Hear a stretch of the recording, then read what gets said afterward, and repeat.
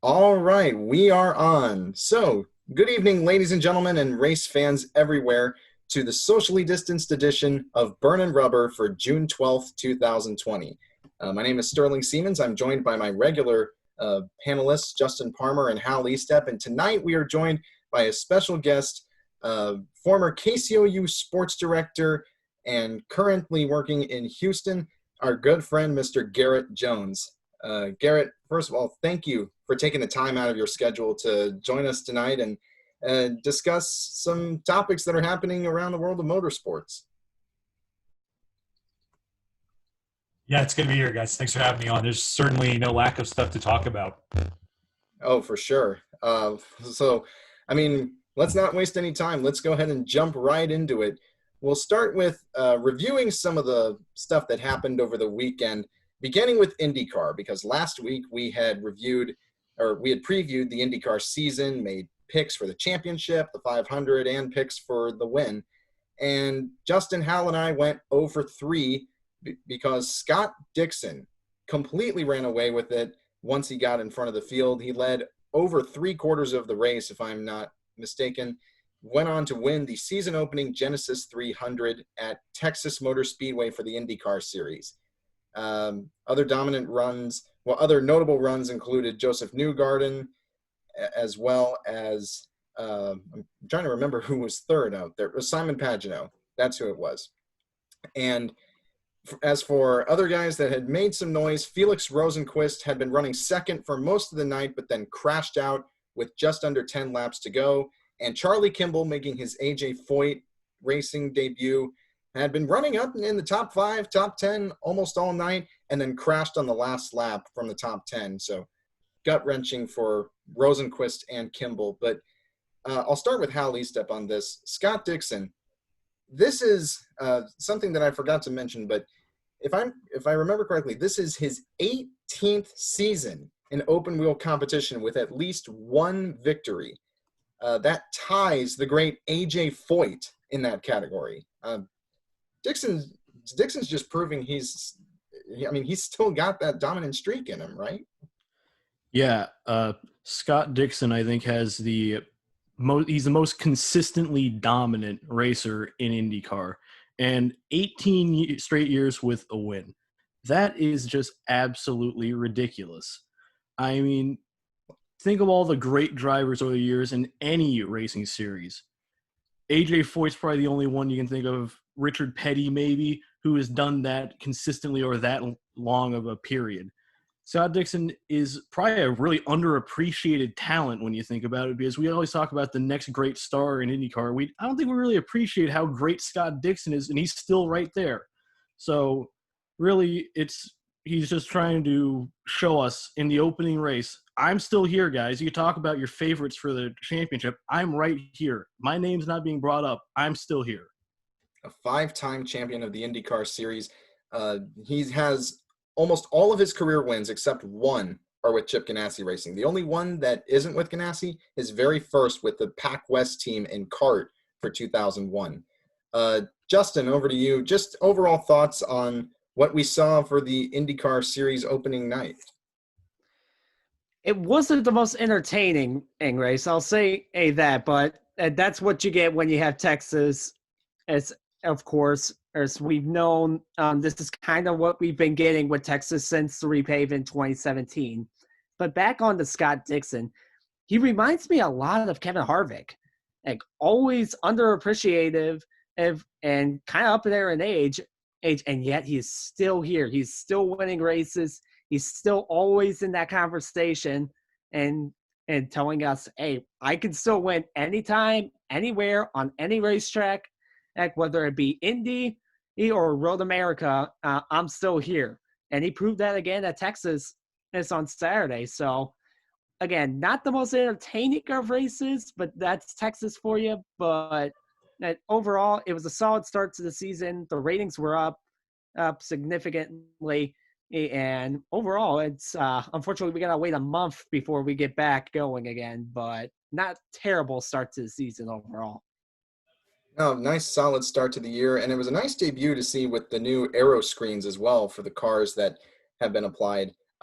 Garrett, over to you on this. I'm not sure if you got to see much of the Texas race on Saturday, but Texas is your home track. So with Yeah, IndyCar starting back up, I how was it? Yeah, I did see the highlights, and I've always had kind of a soft spot and a bias for Texas Motor Speedway. I've always been willing to overlook, as Justin noted very fairly, that the racing there, especially in recent years, hasn't been nearly as good. But I always hold that place very special in my heart, and I'm always more interested in the race when something's going on there. But speaking of Justin, I do like the Harvick comparison a lot for Scott Dixon. And the first thing that came to my mind when you guys had mentioned something that I didn't know, that he's won 18 years in a row, at least one race. You think about that, that might be a little less impressive if you're looking at something like the Cup Series in NASCAR when you're running 30-plus races. But when you take a look that IndyCar is actually a smaller sample size per year, that's truly mind-boggling. He's been so good for so long. I'm very impressed with how he started this season. Yeah, I should mention a quick correction here. It's 18 years just in general. If we're going in a row, it's 16. It's Actually. still impressive. Oh, It's still yeah, doesn't impressive. take anything away from his accomplishment, but yeah, he's been this good for this long. I mean, yeah, it's the Kevin Harvick comparison is very applicable for Scott Dixon. And as for Rosenquist and Kimball, Rosenquist in particular, he had a great night, only to get caught out by lap traffic and spinning all by himself trying to get around James Hinchcliffe. And for Kimball, well, he got up too high. And we saw a couple of rookie mistakes, or, well, actually several mistakes. Two rookies crashed out early. That was Alex Palou and Rinus VK in the early stages of the race. But overall, even though it's not the most entertaining race, a nice solid debut for IndyCar last Saturday night.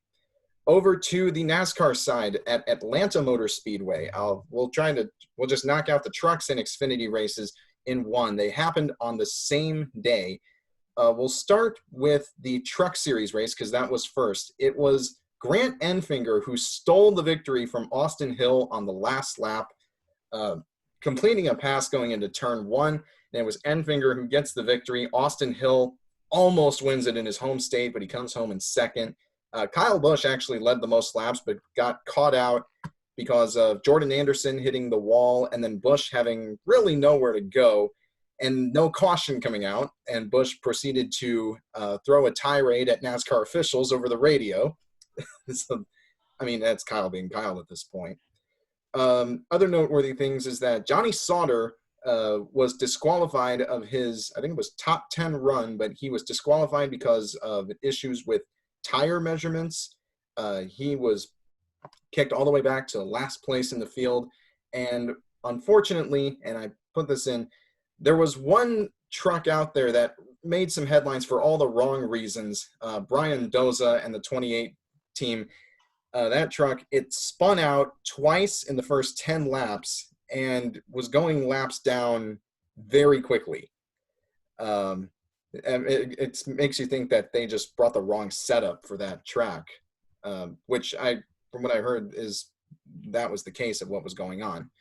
As for the Xfinity race that happened afterward, AJ Allmendinger, it's a name that you like to hear every now and then, especially just by how jovial he is in his nature. Allmendinger won his first NASCAR race on an oval. You can believe that. He's been around since 2007 for NASCAR. This is his first win on an oval, not counting that All-Star Open in 2008. But Allmendinger won in the third car for Colleague Racing. Colleague in general had a really great afternoon, and Noah Gragson won the $100,000 Xfinity Dash for Cash prize. But I guess I'll start with Hal again. Atlanta on Saturday, it provided some great racing with the trucks and Xfinity series. I mean, we talk about how the Cup series can be lackluster at times, but whenever we discuss that, then you look at the Xfinity and trucks and think this is the type of racing we'd like to see. Yeah, that makes you wonder, does it just come down to the Cup's aero package compared to Atlanta itself? Because it's just constantly, it's a battle of one day we're getting some of the highest quality racing possible, then the next day we're kind of like, this isn't the same track. This isn't the same series. This isn't the same organization. So I think it really just comes down to aero package for the Cup series being lackluster. Now, the racing on Saturday was pretty good. I am getting incredibly frustrated that every time I pick Kyle Busch, he tends to not win, which is just weird because I was under the impression that he is just above everybody, which he is. I don't understand what the problem is with Kyle Busch lately. I think it's just me. My bad luck in picks is just cursing him. So that out of the way, it was a great race. The Truck Series race was great. Heartbreaking for Austin Hill to lose that race. And I got to say, I'm very happy for the Dinger. Every time AJ Allmendinger, I see his name, I just go, man, I really hope he can have a win, but it just hasn't happened. Well, here it is. So I think he said that he is considering if there was only one full-time ride he would think of, it'd be with Colleague. So you got to say that's a pretty big endorsement for Colleague Racing as well. Yep, and Allmendinger will be running the second Xfinity race of the doubleheader this weekend on Sunday. There was something else I was going to mention, but I've lost my train of thought on that. Justin, overall, your thoughts on Saturday's racing in Atlanta? I thought this weekend at Atlanta definitely got worse over the period of time. And obviously, I thought the trucks race was probably the best race out of every single one of them this weekend. And it was kind of looking like it wasn't going to be with Kyle Busch and Chase Elliott kind of being towards the front. And even though you have that round two mechanic of Kyle isn't going to lose to Chase Elliott unless something else happens to him. And what do you know? Something else happens to Kyle Busch, and it takes out Chase Elliott in the process, as Chase Elliott was nowhere to be found at the end of the race. So it definitely made it interesting where we were like expecting another Kyle Busch, Chase Elliott, and maybe Ross Chastain a mix in there. They're battling for the win to, we got a bunch of truck regulars on the final restart going for the win. It was a very interesting kind of twist to things.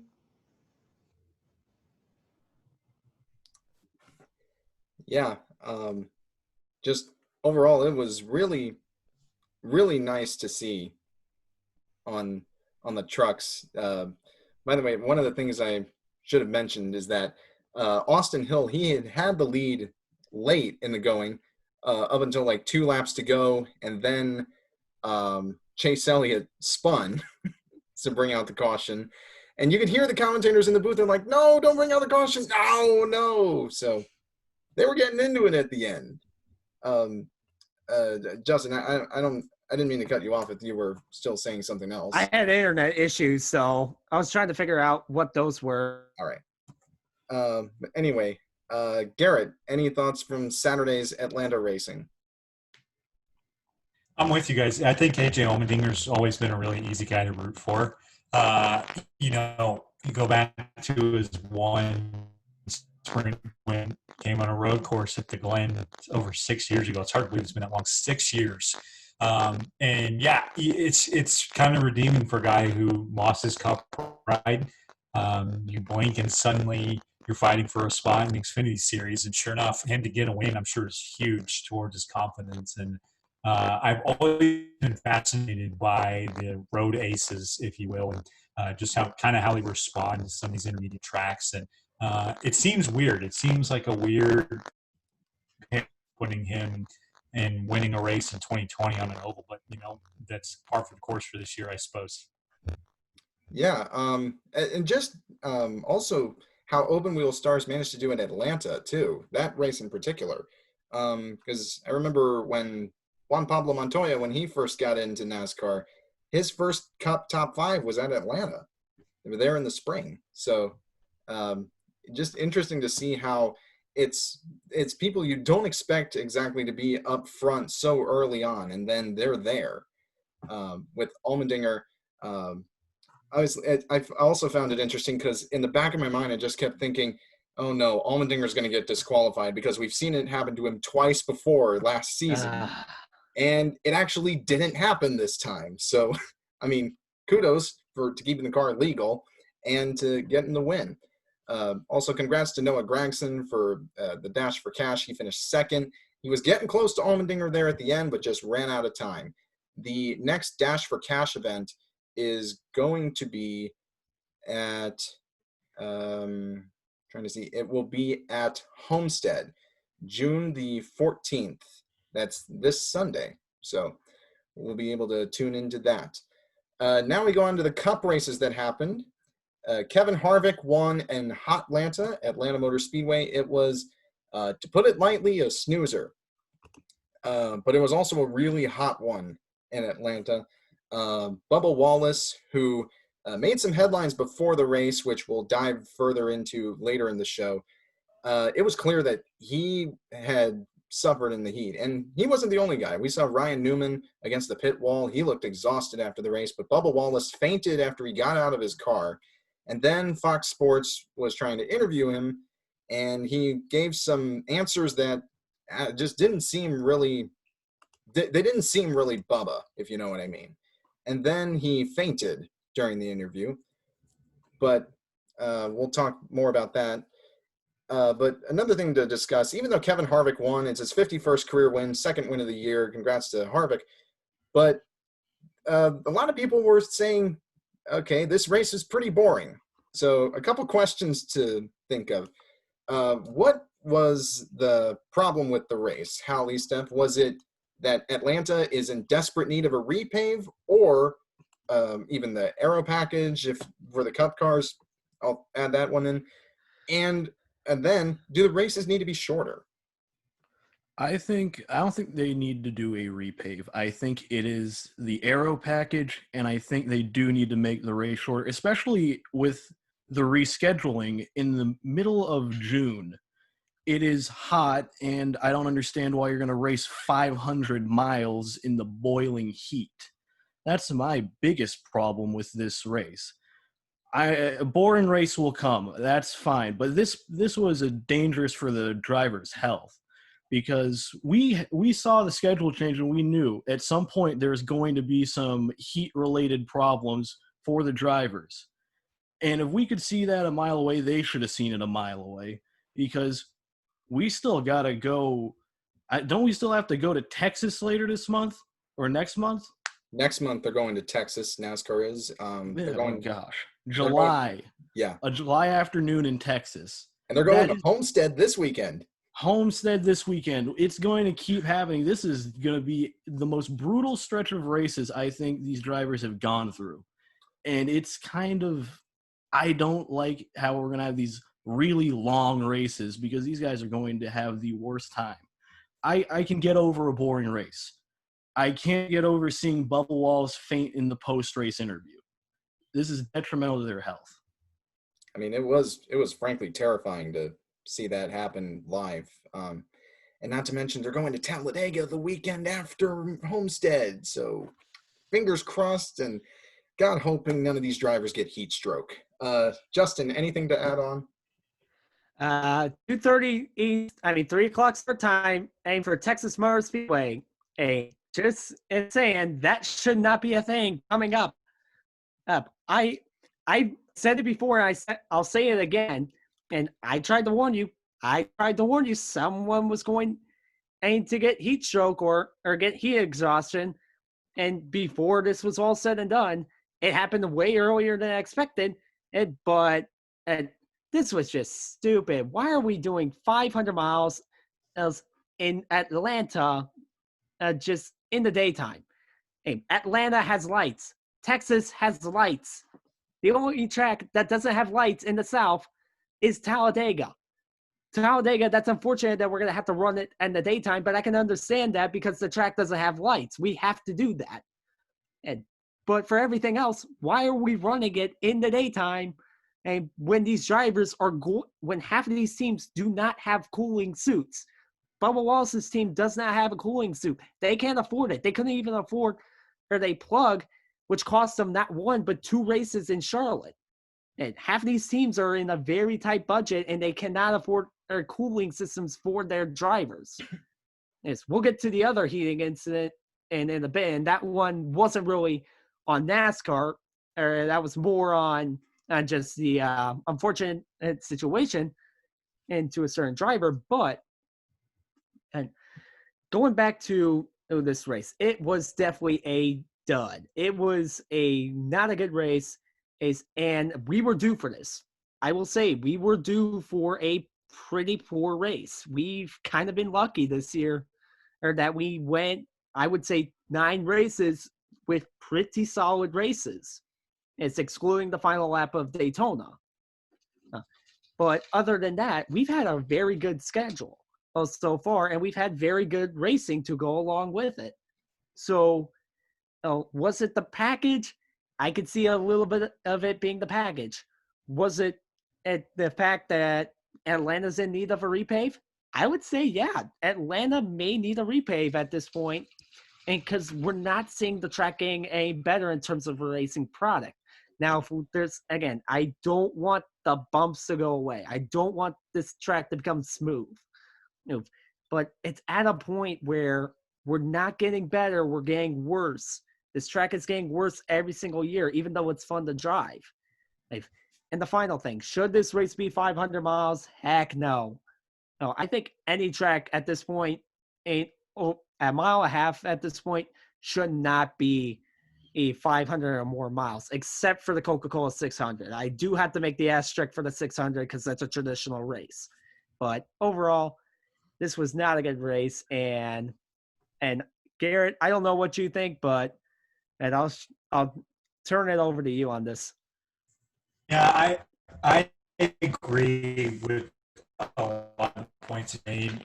Kind of the way that I am just with a lot of things in life, especially in sports, is it's usually not one extreme all the way on one end. It's usually not one extreme all the way on the other end. I'm kind of in the middle about this too. I do think that one practical measure that you could take that is kind of in that medical measure is just cut down the length of the race. What's wrong with making a 400-mile race? I mean, and you're still probably pushing it in the middle of June. But I totally agree with you on that. I think that they've got to slash the length off some of these races.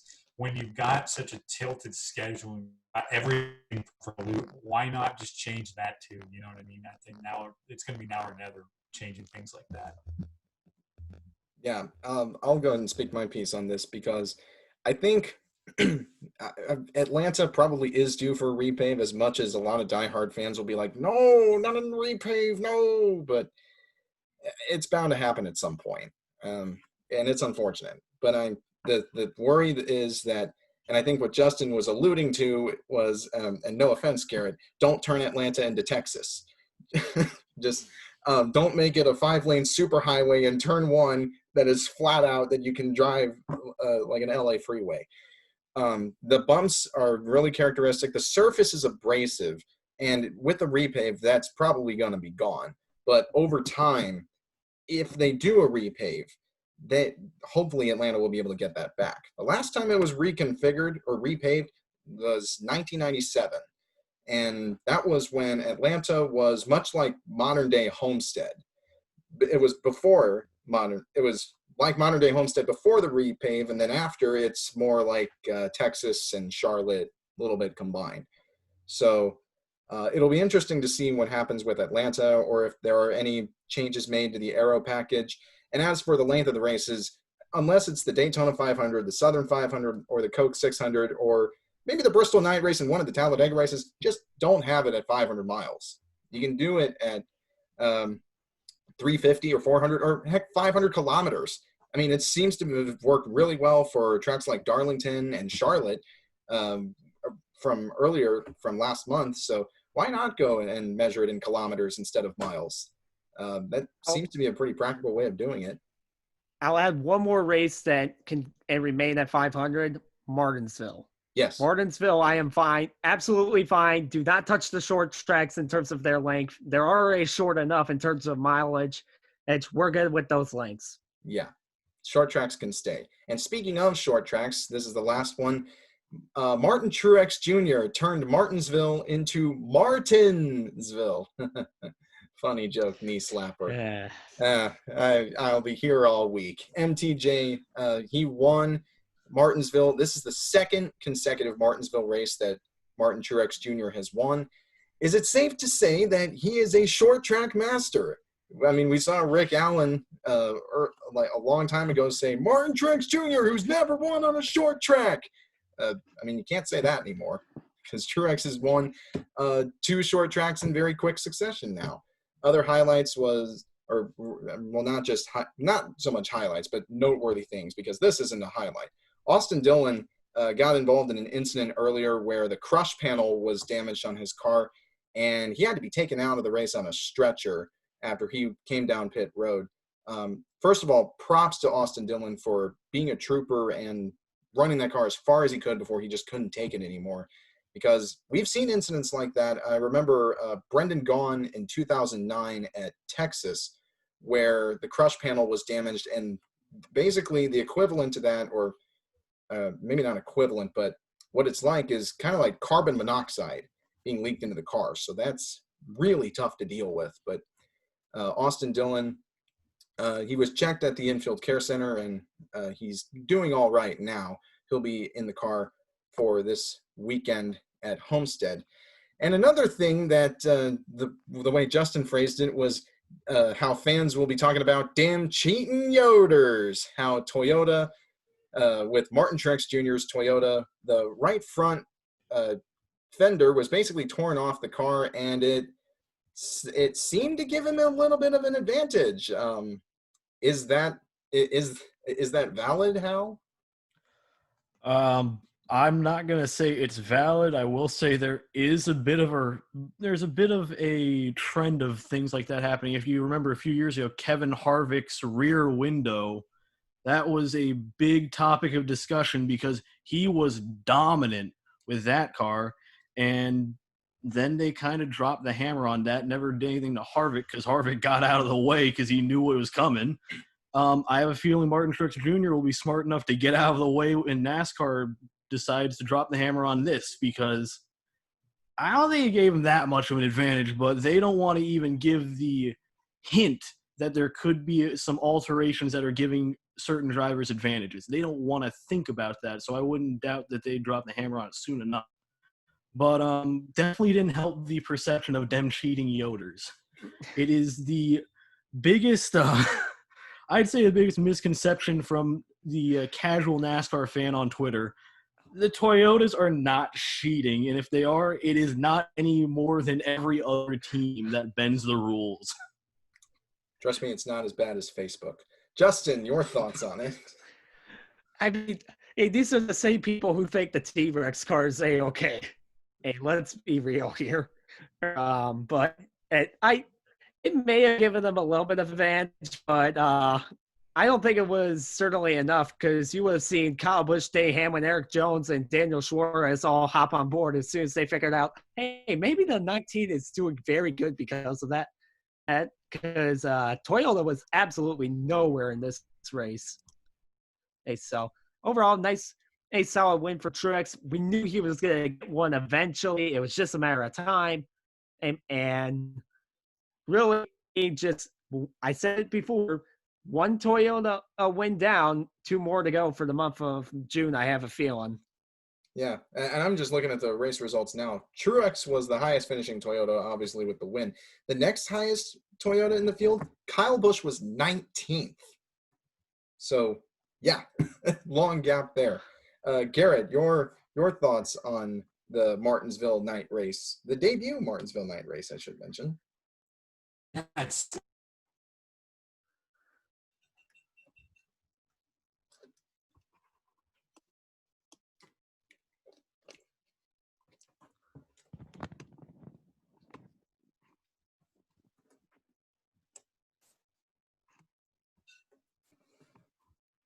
Obviously, having some things there. Martinsville night race, your thoughts on it, Garrett? Yeah, is it good now? I don't know if it cut out. It's good. I think so. Good now.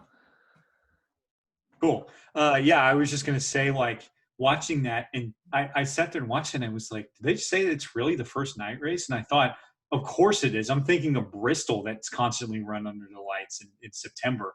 It still feels weird to think about that. But I think that's a great move, and I wish the fans could have been there for it, but hopefully we'll be getting to a point where they can soon. Yeah, fingers crossed on that. Just looking at some of the race results, it was really impressive. Joey Logano led the most laps on the night, 234. That included winning stage one. Jimmy Johnson won stage two. but he faded back to a 10th place finish.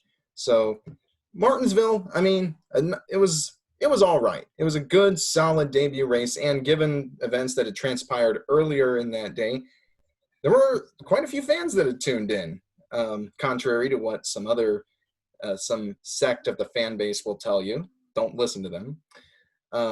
Let's move on, though. There are a few drivers that I want to talk about and highlight for what they were able to do during the past week in racing. Starting in Truck Series competition, Christian Eckes, Todd Gilliland, and Derek Kraus. Eckes and Kraus are rookies this season. Todd Gilliland, fresh off his ride being lost at KBM, going to DGR Crossley Racing and Front Row Motorsports, a partnership there. Eckes and Gilliland got top 5 finishes. It's their first top 5 finishes of the year. Derek Kraus, a solid, impressive top 10 run for Bill McAnally Racing, considering this is their first season they're running full-time ever, McAnally's operation in the Truck Series. For Xfinity competition, Justin Haley and Anthony Alfredo. For Haley, a great third-place finish for him.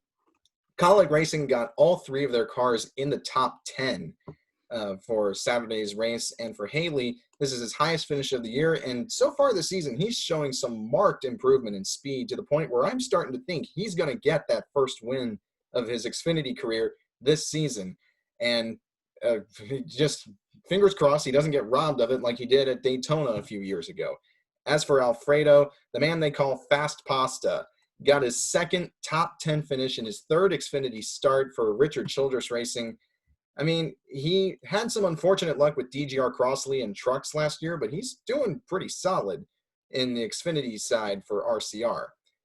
Moving on to my IndyCar guys I want to talk about. Zach Veach, Connor Daly, and Oliver Askew. For Zach Veach, I mean, I mentioned in the IndyCar season preview last week, this is the year that he has to perform at Andretti Autosport if he wants to keep his ride. He tied his career best finish of 4th on Saturday at Texas. So that's one way to get it done. Connor Daly, this is his he's going to be running the full season, splitting the season with Carlin Racing and Ed Carpenter Racing. He ran the season opener for Carlin, starting from 19th on the grid, and he finished 6th in a Carlin car. I mean, that's Carlins, they're usually running at the back of the field. They're typically, like, no offense to Williams here, but they're like the Williams of IndyCar in a sense. But they got it done. 6th place in Carlin equipment at Texas. Hats off to Connor Daly. And Oliver Askew, IndyCar debut, Rookie of the Year candidate, getting a top 10 finish on debut for Aero McLaren SP. And on the NASCAR side, there was one other result aside from Bubba Wallace that I want to talk about, or at least highlight. Matt DiBenedetto. I mean, he's a fan favorite. He's in that Wood Brothers car. He got a nice top 10 finish for the Wood Brothers, a 7th place run Wednesday night. And Bubba Wallace, Bubba Wallace is the last driver I'm going to highlight on here because not only has he spurred a lot of change outside the track and in the garage area and really across the U.S., basically, and maybe even the world for NASCAR's fan base, but Wallace ran really, really well on Wednesday. Like there's some people who don't want to give him credit for it, which is a shame, but he finished, it was 5th in stage 1 and 6th in stage 2, and he almost got a top 10 finish. He just wasn't able to get around Jimmy Johnson at the end of the race, but Bubba Wallace, 11th place at Martinsville. I mean, hats off to him. Big, great accomplishment there. And from what I understand, he's likely to be re-signed to Richard Petty Motorsports after this season. So speaking of Wallace and everything that happened this week, that concludes my spotlight section. There's a lot that needs to be discussed. This is the heavy portion of the show, so let's dig on into it. NASCAR made a lot of progressive changes this week, all in the matter of just a few days. It rocked the fan base, and it basically split everyone up onto 2 sides. But I'll just list the changes that they made. Starting on Sunday, Prior to the race at Atlanta, Bubba Wallace was spotted on pit road wearing an "I Can't Breathe" t-shirt, referencing the tragic murder of George Floyd in Minneapolis at the end of last month. Bubba Wallace stood beside his car. Kirk Price, a black NASCAR official, was kneeling with his fist in the air during the pre-race ceremonies. And before they took the green flag, NASCAR stopped all the cars on the front stretch before the green flag, and they published a video that promoted drivers listening and learning. It was made up of several video clips of drivers that make up the NASCAR Cup Series. It was put out before the race at Atlanta. Then, 2 days later, NASCAR promoted equality and inclusion for gay rights on their Twitter page and Facebook and other social media platforms. This was on Tuesday. The day after, NASCAR made an announcement that they would be rescinding their policy mandating that all drivers and crew members had to stand for the national anthem during pre-race ceremonies. However, it was later that day, on Wednesday, that NASCAR, in a sense, dropped a bombshell. They announced that they would ban the presence of Confederate flags at all of its racetracks. We've seen a lot of split opinions on Twitter and Facebook and a lot of other social media platforms. I want to start with Garrett on this one because I think it's pretty obvious that if you've been following the sport, if you've been following NASCAR for a long time, it has that stereotype that it has fans that are based in the South, fly a rebel flag, the flag of the Confederacy. With these changes, a lot of the, or at least it's probably, there's a loud minority that's speaking on social media, but that is completely against these changes that NASCAR is making. I guess the overall question I want to ask is, what does this mean for NASCAR's future? Yeah, I think it goes back to the initiative a couple, we're coming on 5 years now. You go back to NASCAR wanting to diversify its audience, wanting to reach a national pool, grab that national attention, consider itself one of those big key sports that's reaching a giant demographic.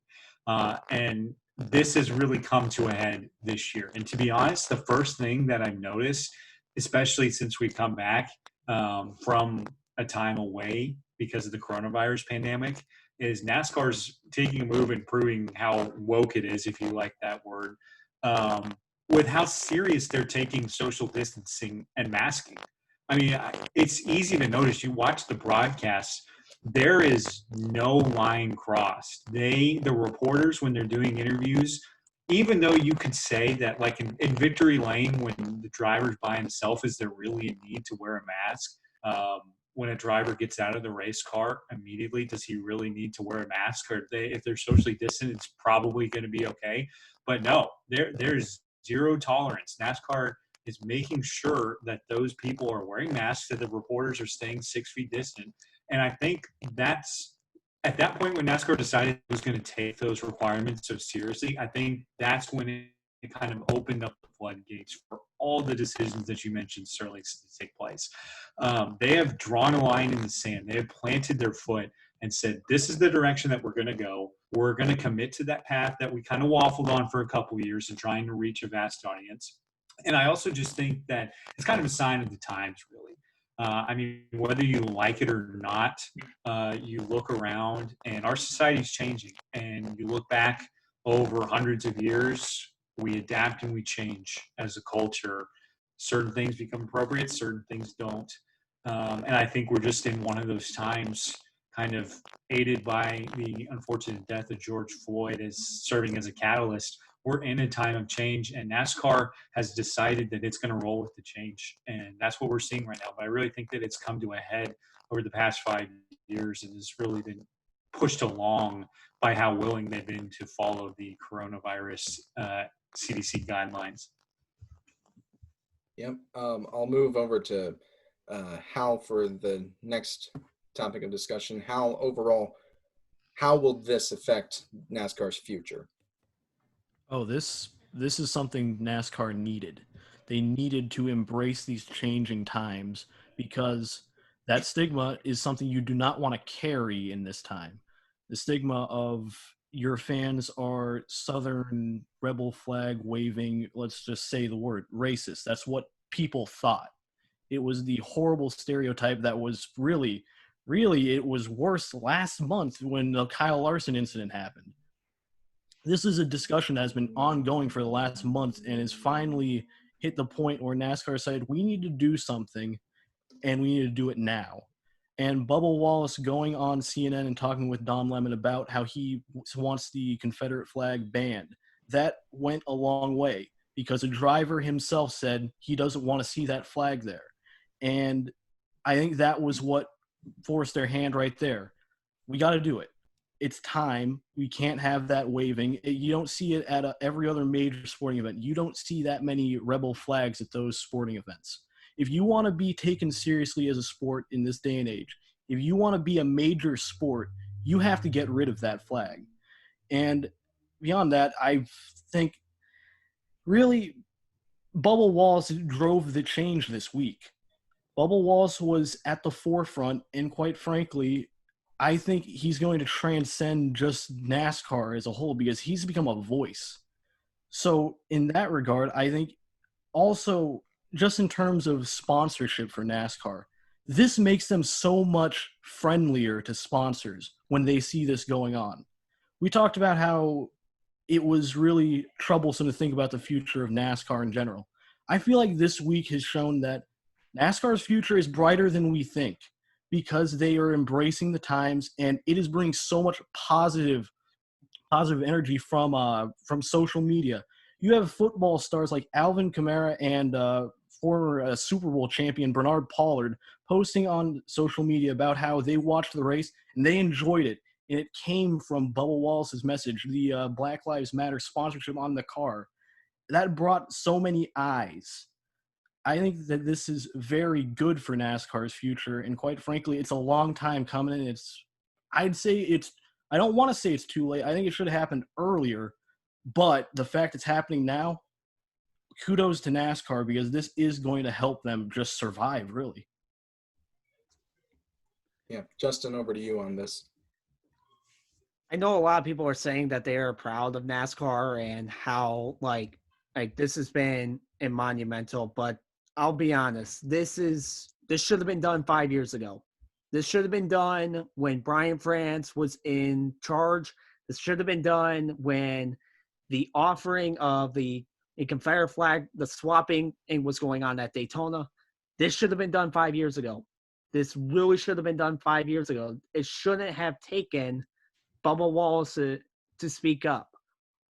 NASCAR's been trying to push the diversity aspect for years. You see it in their commercials. You've seen it in their promotions. The people they want to put to the forefront. Bubba Wallace has always been there, even though he hasn't been a caliber driver. You always saw it with NASCAR's Xfinity commercials back through 2015 to 2017. You see it now with NASCAR's commercials today. I talked about this when we brought up the Kyle Larson incident and how NASCAR's been trying to push this diversity thing. But the one thing that's always held it back has been that Confederate flag. It has been in here for far too long. And really, it's just not a thing that brings people to NASCAR. NASCAR for years has been trying to reach out to the African American and the Latino community. They've been trying to reach these groups for years. Drivers like Daniel Schwartz and Bubba Wallace have helped. But the one thing that's always pushed them back is the Confederate flag. And getting rid of it is a significant step to trying to diversify the fan base, to diversify the field, and just to diversify the sport in general. This is absolutely huge. And if you were to tell me at the beginning of the 2020 that and this would be the year NASCAR would get rid of the Confederate flag for good, I would have laughed in your face. I really didn't think this was going to happen. And I I really didn't think this was possible at the beginning of the year. I'm glad that NASCAR is doing it. I'm really excited for the future now because it brings in a whole group of fans and that we thought were impossible to bring in. And it's just great. And also shout out to Worldwide Technology because those are the people who made the Bubba Wallace car. We gotta make sure we credit them where credit is due because otherwise there's no way Bubba runs that car on the other night. Yeah. I will say, because I'll probably talk at length about this. When NASCAR had their demonstration that they did on Sunday, I'll admit it took me by surprise. I was happy to see it, but it still surprised me because I figured this is something that they should have done a while ago. As Justin mentioned, as Garrett mentioned, as Hal mentioned, it should have happened a while ago. Specifically after the Charleston church shooting in 2015, Brian France put out a public message saying that he didn't want to see the Confederate flag there at the racetracks. They would offer swaps for the American flag, all this and that, but it wasn't really a strict ban. With Steve Phelps at the helm, and with Bubba Wallace's presence in the garage area, because Bubba Wallace, he has become a key ambassador for minorities in the sport. With Bubba Wallace's presence, and Steve Phelps saw what Bubba Wallace did, and Steve Phelps decided to take a hardline stance and say, we're not going to have it anymore. This is the direction we're going. You can either adapt, and if you can't adapt, sorry. That's basically what is being said. And I applaud NASCAR's efforts on this to finally get with the times because I watched a video last night, YouTube video, one of the more recently known NASCAR YouTube content creators in the community, under the channel Black Flags Matter. He used his own background for perspective on this. He is of mixed race, but I feel like it's important to bring this up because he brought up some really good points about this. In this day and age, kind of going off of Hal's point, the Confederate flag is not marketable. Sponsors and corporations are going to look at this decision that NASCAR has made to ban the Confederate flag, and they're going to appreciate it, in my opinion. They're going to see that NASCAR is getting with the changing times. Because there's one of the things that I had thought of, there's three constants in life at this point. There's three constants in life in general: death, taxes, and change. And the sect of the fan base that is refusing to accept the banning of the Confederate flag at these facilities is not accepting the third constant of change. They can either educate themselves on what the history behind it, behind the Confederate flag, or they can leave. I mean, it's that simple. Everywhere I go on Facebook and Twitter, there's just so many people raising up a storm. It's easy to get riled up by so many people just declaring, I'm done with NASCAR.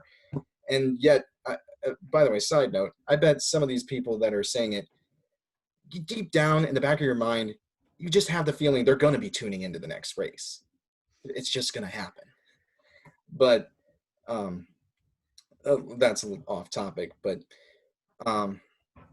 these people saying that they're done with the sport, they're done watching. Some of them have even said that they've even asked, what would Dale Earnhardt think of it?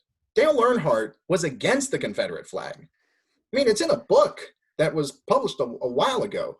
An account of Dale Earnhardt had a conversation with one of his housekeepers, an African-American black woman, and she expressed her discomfort with the Confederate flag. Dale Earnhardt had the Confederate flag as part of a bumper sticker. So what did he do? He took a pocket knife, went out to his driveway where his truck was, and cut off the Confederate flag slice of the bumper sticker and threw it away. Because he didn't want to offend anybody. And the Confederate flag then made him uncomfortable. He didn't like it. Dale Jr. didn't like it either. It's just a sign of history that should remain there. It's not marketable, and it's a big turnoff to a fan base that is being aimed at for diversification. Like, there's a lot of diversity in the fan base. Like, I'm half Hispanic. With my interest in the sport, it got my late grandfather, who immigrated from Mexico, into watching a few NASCAR races. He cheered for Juan Pablo Montoya and Daniel Suarez. So with these changes that NASCAR is making, yes, there's going to be some fans that are leaving. And it's their loss. It's not the fans going off on Facebook. It's not an airport. You don't have to declare that you're leaving. You can just go, basically. It's not, you don't have to announce your departure. But at the same time, with those fans gone, it's going to open up the boundaries, the horizons of fans to come into the sport. And that is exactly what NASCAR needs right now. They're getting with the times, they're changing, they're adapting. And this is just going to be a whole new era. This is the start of a new generation for NASCAR, a rebirth, a renaissance, if you will. If it leads to great things, then this is where it really starts. Right here from all the events that happened this week. And a huge tip of the cap to Bubba Wallace, a big salute for what he did. It took some serious guts to do what he did. And he's getting a lot of scorn and vitriol online from the sect that really is going to be passed by in this. So what? Bubba has taken it, and he has shown his presence, in a way, has single-handedly changed the direction of this sport when you really think about it. It's definitely again, we cannot overstate how Bubba Wallace has absolutely revolutionized the sport. And I really hope that this is part of Bubba's legacy, but not all of it. I really want to see RPM, first off, do very well, because at this point, Bubba Wallace is NASCAR at this point. Hey, it's not Chase Elliott. Hey, it's not Chase Elliott. It's not Kyle Busch. It's Bubba Wallace. That's who NASCAR has to have doing well each week. But I will say this: if you're getting all riled up over a piece of cloth, over a sport, then you're not a fan. You're not a fan. You're basically just, you love the flag more than NASCAR, then there's a problem, I would say. And I will say this to the fans that are leaving: I'll be honest, I will not miss you. I am generally not going to miss you. Goodbye, sayonara, see you later. Don't let the door hit you on the way out.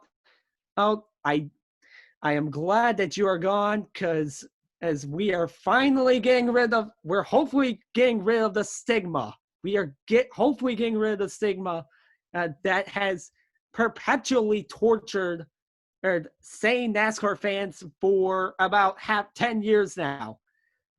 Every single time. And the two things I hate hearing as a NASCAR fan, it's just drivers going around in left circles, and we're a bunch of racist rednecks who bow down to the Confederate flag. Sayonara, goodbye. We will not miss you whatsoever, and we can survive without you. We don't need your money to keep this sport going. We don't need you tuning in every Sunday. Hey, for all the fans that we have lost over the years, we have lost fans due to the playoffs. We have lost them to Gen 5. We have lost them to Gen 6, the stages, the competition cautions, the segmented racings, the caution clock, the overtime line. We have lost thousands and thousands and thousands of fans over the past 10 and years. But for once, I am glad we are getting rid of these fans. And it's because I know we are going to get better because of it. And I am glad that we are doing this finally. I mean, we did the caution clock, stage racing, overtime line, and you name it beforehand and before we could get to this point. But I'm glad we finally did it. Go off, man. But yeah, you basically just said what was in the back of my mind. Yeah, and also something to add on Bubba. It's one thing if he's just the face of NASCAR and he's 25th, 27th in the points, right? He's running in the back of the pack every race, but he's not. He's really not. I mean, you saw that in Martinsville after everything that happened for him this week, what was surely an emotional week. And by the way, you guys mentioned he's done a great job. I think he's just a fantastic advocate for the sport. I mean, you watch anything that he did. He was representing NASCAR to a lot of people who wouldn't give it the time of day on CNN. I thought he was a class act. And I think that he's a really, really good advocate, a great face for the sport. I mean, you go back 6 months ago, what are the chances that LeBron James knew Bubba Wallace's name, right? It was funny. I actually have an anecdotal story of this. My dad knows a little bit of NASCAR. He kind of just watched it with me when I was younger. He said, I remember we were watching the Coke 600. He's like, it's like Rusty Wallace just took his kid and was like, what's a NASCAR name I can name my kid? He said, Bubba. And I was like, no, Dad, Bubba Wallace is not Rusty Wallace's son. And, he felt bad and he thought it was funny when we figured it out. But he just didn't know, right? My dad, before that, didn't know who Bubba Wallace is. No, he definitely knows who he is now. So that's just a personal example of how transcendent he is. And my original point was this is not a guy who's running at the back of the pack. He's running top 10, top 15, top 20. I think eventually he will be one of those consistent performers that we see winning 9, 10, 15, 20 times by the end of his career. Fingers crossed that happens, because with RPM's equipment, I mean, given it's not the best, I mean, it runs on average 20 to 25th, but if Bubba can elevate it, and it's not just Bubba, like we've seen RPM has actually been making some pretty good strides this year, just kind of under the radar. They're getting better, and right, and they're bound to get some sponsorship offers out of this. I mean, Adam Stern. And how about Adam Stern? And you want to talk about making yourself a name making yourself the name of the sport? How about being joined at the hip to NASCAR's probably biggest legend of all time? I mean, Richard Petty, RPM, is staking its reputation, staking its future solely on the back of Bubba Wallace with this one car team. You think back like 10, 15 years ago, they were running, the 43 car and Kyle Petty, maybe another ride or two. Richard Petty's gone all in on the 43 and Bubba Wallace is his driver. So I just think that kind of shows you where NASCAR's headed with them. They were on the verge of death. They've been on the verge of death for 5 years. This has been their lifesaver. Unfortunately, it should not come this should definitely not come at the death of George Floyd. That is not what I'm saying at all. But Bubba Wallace actively speaking out, becoming an advocate for NASCAR. They are getting Fortune 500 calls left and right at this point. Sponsorship money's through the roof there. They're not going to have to take a DNF at Charlotte 2 times in a row because of a spark plug from here on out. This could very well have saved Richard Petty, a organization. And how do you have anything else to add on? I gotta say that I'm hoping that this is the shot in the arm that's needed for Richard Petty Motorsports, because the last thing I wanted to think about was the 43 car leaving the sport because the team couldn't keep going. I hope that everything that we say is happening, because I think that sponsorship will be going to Bubba Wallace, and it will follow him wherever he goes, because he is let's be honest, we always said before any of this, Bubba Wallace is a personality. He was somebody who it was just fun to watch him get interviewed. He was having fun out there, and you could say, I enjoy watching him, but that wasn't enough for sponsors. I'm hoping that the sponsors see what they have in him, because he is incredible. He's an incredible personality. He's a great driver. And I think that beyond this, he should be getting more sponsorship. Yeah, I mean, this will definitely help with Bubba in terms of sponsorship and really just the sport in general.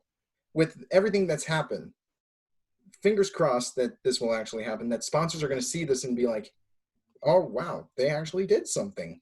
Way to go, NASCAR. Let's put Eris on Daniel Suarez. Okay, how about Coca-Cola? Wait, how about Walmart?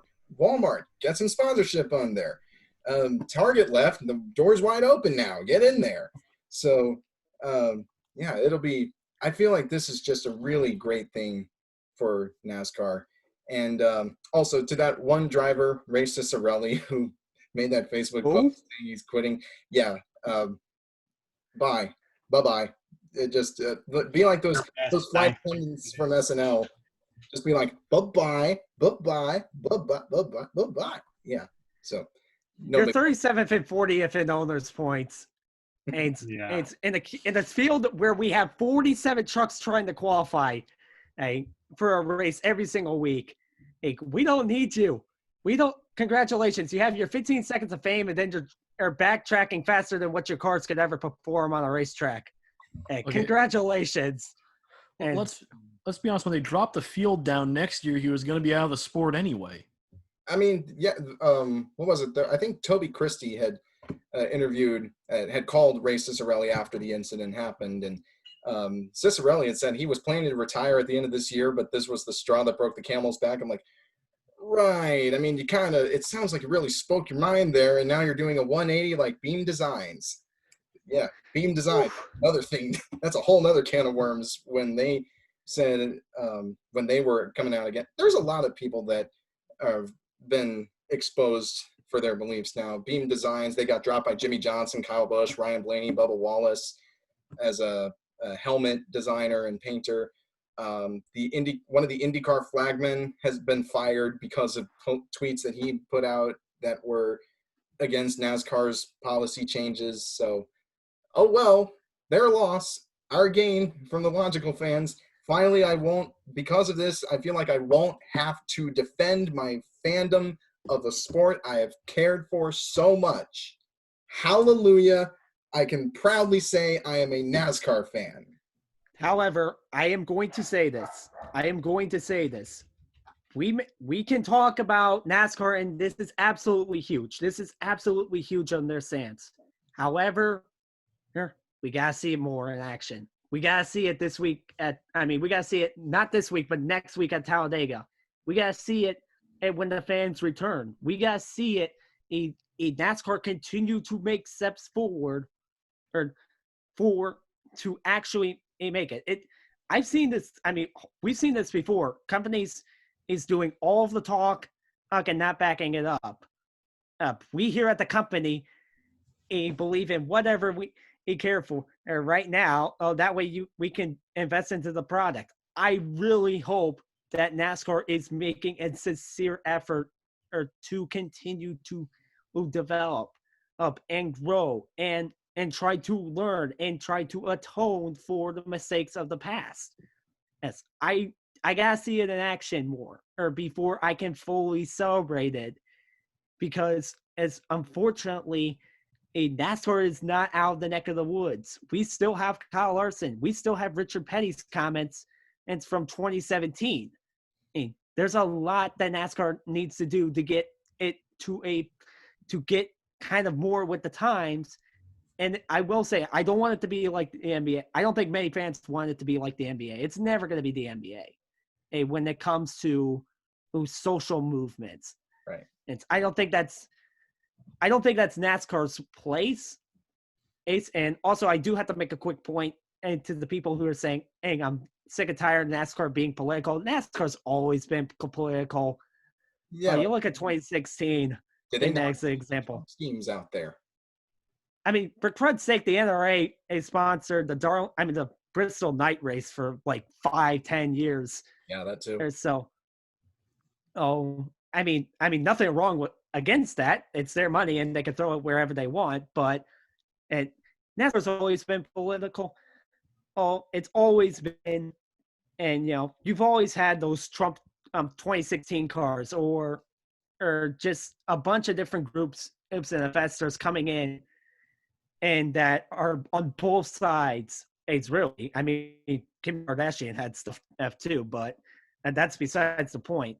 I need to see but like, again, the point is, we need to see this in action. We need to see more of this. Yeah. I mean, in the end, it comes down to, can NASCAR, they've spoken out, they've said they're going to do this. Now we need to show it. Now it's up to them to make good on their words and put it into action, and to really enforce what they're going to do. And keep in mind, you have one more month. You have one more month before the NBA comes back. You have one more before any major sport comes back. You have at least a month. You have to capitalize on this. You have to absolutely capitalize on this. And if I'm NASCAR, I would be asking Fox, I would be asking NBC, get me more races on the main networks. Get me more races on the main networks right here, right now. It worked for IndyCar for their season opener that was supposed to be on NBCSN. Then they put that to NBC. Why not try it here? So, yeah, we've basically gone over this topic for quite a while now. Feel like we've gone over it great in depth. I feel like we're ready to move on to the next segment. Garrett, I believe we're going to stay on for the first 3 segments and then had to go. Yeah. That's good by me. It's y'all's show. I want y'all to enjoy the rest of it. But I really appreciated the chance to come on. It's certainly a pivotal week for the sport, and you guys have been our point team, case for you, over the past year and a half and plus on this auto racing. So I'm happy you guys got to cover this as well, and it was super fun to be on. Let's make it happen again sometime. Absolutely. We'd love to have you back on. More importantly, good to see you guys, of course. I miss hanging out with you all every day. I miss hanging out with you all. Same here. Same. Good luck, Garrett. Take care, guys. Yeah, feel free to come back on the show whenever you want. Hey, plugins? I'll take you up on that. Not quite. I'm working on a couple little things. You can follow me on Twitter at GJonesOnAir. I recently changed that. But yeah, I'd love to hear from your following, and keep up a good work, guys. Yep. Take care, Garrett. Thanks, guys. All right.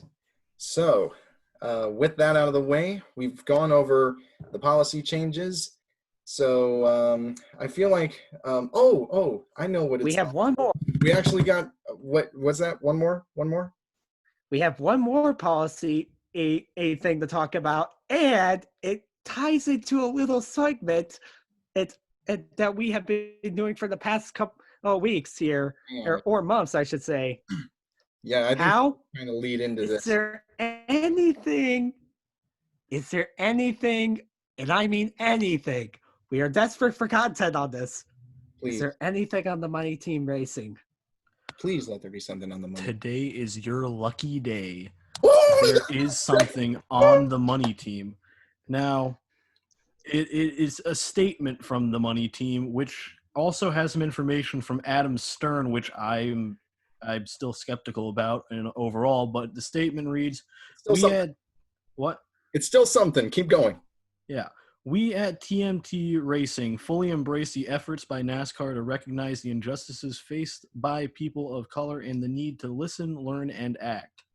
That is their statement. Adam Stern's tweet says, Floyd Mayweather's new NASCAR team, TMT Racing 50, has released a statement supporting the league's actions over the last week. The team is still planning to compete in a handful of Cup Series races this season. I'll believe that part when I see it, but the statement, I mean, it's a sign of life from them, really. About time. Yeah, I would hope that this means they're going to ramp up any publicity so I have something to say every week, but I'm still skeptical they'll be in any races this year or next year or ever. At the very least, they said something. To be honest, I have a working theory here. I have a feeling, and Rick, this team is going to get paired up with Rick Ware Racing. I am not I just have that gut feeling. I have this odd feeling that this whole the money team part is a front that they just got permission from Floyd. Because I don't think Floyd knows this exists. I have heard absolutely nothing from Floyd Mayweather himself about this team. My goodness. I mean, yeah, it could be. Who knows? But hey, we actually got something this week. Excuse me. Now for 6 more weeks of absolutely nothing, and then we'll get an update. It's I hope sometime it's in just August. 6. It was like 3 months. Yeah. All right. So let me get my phone here. This has been the Money Team Update. Okay, now that we got that out of the way, let's see what else is on the agenda. So, there are some signs of life that, I don't know. Well, first of all, I don't know if the end of the pandemic is near. I honestly don't know how long this thing is going to continue, but NASCAR is making efforts to have some fans returning to the racetrack. Excuse me. There will be 1,000 military personnel allowed to attend the Homestead Miami Speedway races this weekend, courtesy of Homestead Air Reserve Base and the U.S. Southern Command in Doral, Florida. That's for the Homestead races. And for Talladega, there will be 5,000 regular fans permitted at the track. These are people who had tickets to the spring race before the pandemic occurred and are within 150 miles of the racetrack in the state of Alabama. I think that's another provision that was in there. However, any fans that do go there, for the 5,000 regular fans, they have to adhere to strict social distancing. They must wear masks, and there is no infield access permitted whatsoever over the weekend. So, Justin, I know that you were talking about this last week and even the week before about fans getting in on the track. With the military personnel, I feel like that's going to be that might be pretty simple to enforce for Homestead. Concerning regular fans at Talladega, 5,000 of them, how in the world is NASCAR going to enforce social distancing there? I'll be truthfully honest. I have no clue whatsoever. First off, I get the military appreciation, and normally this is the time when NASCAR ramps up their military ad campaigns and all of that. The month of June is huge for NASCAR. I kind of wish that medical personnel were invited to these races first for regular fans. I'm not gonna lie. I kind of wish that we can kind of honor the heroes that have been on the front lines of this before we let regular fans back into the racetrack. But it's definitely a different contrast between military personnel, where it's going to be I would assume, highly organized, tip-top shape. Everything's going to run smoothly, compared to Talladega, which has been notorious for some of the most craziest shenanigans in NASCAR. And this is probably Talladega NASCAR weekend is probably the craziest party you will ever go to. Yeah. So I've never been, but there are so many stories from that infield that will never see the light of day, and yet we know it because we know that it's just that crazy. Sorry, I didn't mean to cut you off, but the Talladega infield seems to be the Las Vegas of what Las Vegas is to society in America. That's what the Talladega infield is to NASCAR. What happens there stays there. I mean, yeah, that's the best way we could put it. But it's going to be interesting. I'm a little hesitant. I am still hesitant on allowing fans back in. I'm not going to lie. Then again, I was also the first person to say that NASCAR needed to step up its safety before everything shut down. I was one of the first few people to say that fans should not be allowed in the infield. So this is definitely going to be interesting. I know Talladega has one of the larger capacities, and I know in theory this is possible. Just logistically. but I don't know how you're going to be able to enforce it, especially at the, I would say, choke points where you have fans coming into the racetrack at the screening. I don't know how, that part is going to be run. Because once the race starts, I don't think you're going to have an issue. But it's places like the restrooms, it's places like the concession stands, or I wonder if they're actually going to have concession stands, but at the restrooms, the check-in point, the gate entrances, that's where I'm a little bit concerned of, okay, are they really going to be able to enforce that? Yeah.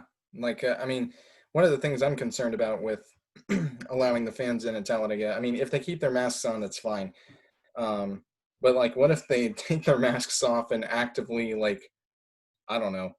I don't know what the fans would do, but it's NASCAR fans. Who knows what will happen? I guess that's one way to put it.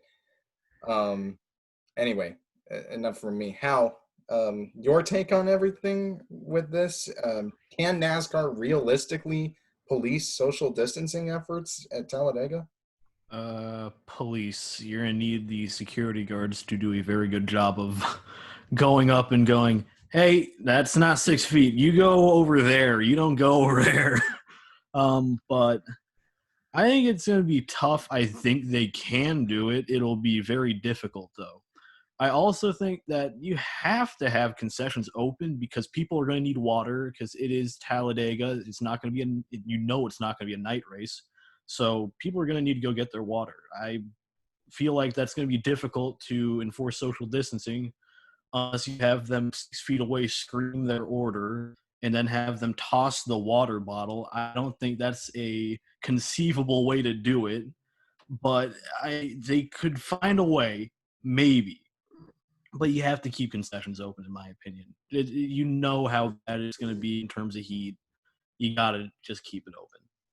Yeah, I mean, it's pretty basic for. I mean, I can barely talk right now. You have to keep concessions open. Exactly. I agree with that.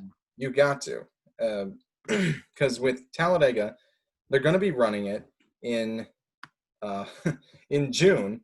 Last time that NASCAR did any racing at Talladega in the summer, because it's happened before, they ran July 28th, 1996, late July in eastern Alabama, the deep south United States. It is going to be hot. Very, very hot. You've got to have water on hand and, of course, food, because, I mean, if you're going to be there, you might as well get the full experience, right? You might as well have a meal while you're there. So it's going to be critical for NASCAR. I don't know if NASCAR itself will be policing it, because I mean they already have a stressful enough job on pit road trying to police whatever happens there, or in the garage area, or in the infield. It's going to be up to Talladega Super Speedway staff and security to really do what they need to do, what is necessary to ensure that fans are safe. And as for the fans, I mean, they hold some responsibility too. Masks are required.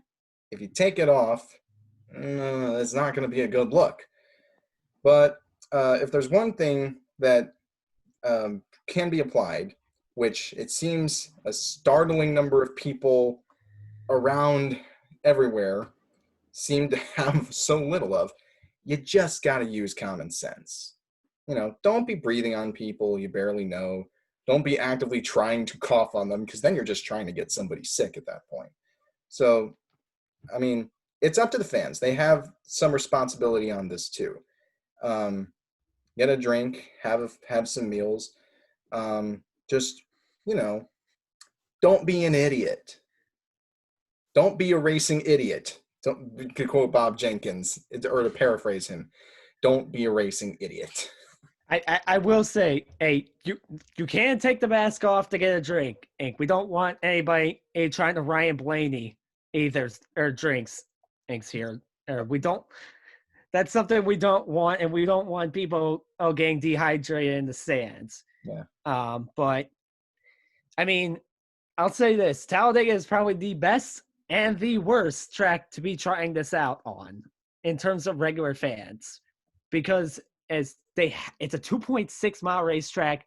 The grandstands are huge. Oh yeah. So they could spread these people out, no problem. It's just it's just Talladega's reputation of fans that they bring in. And I mean, like, I don't know why, but there's always some one fan in the tire, or like, I know he's probably a local. Oh, and he's probably going to be at that racetrack. Like, how is he going to be able to sit in the seat with the tire? Who knows? Who knows what'll happen? But hey, I mean, if it works, it works. If it doesn't, we'll deal with that later. I mean, we won't have to deal with it. Not us three. We won't.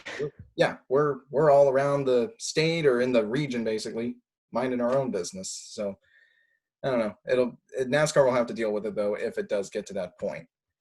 Moving on to the some other news that's been going on. There's a lot that's been happening. Ace Speedway has been coming up in the news quite a bit. That's because they were holding races that the track owners classified them as protests. Yeah, they weren't really protests at all.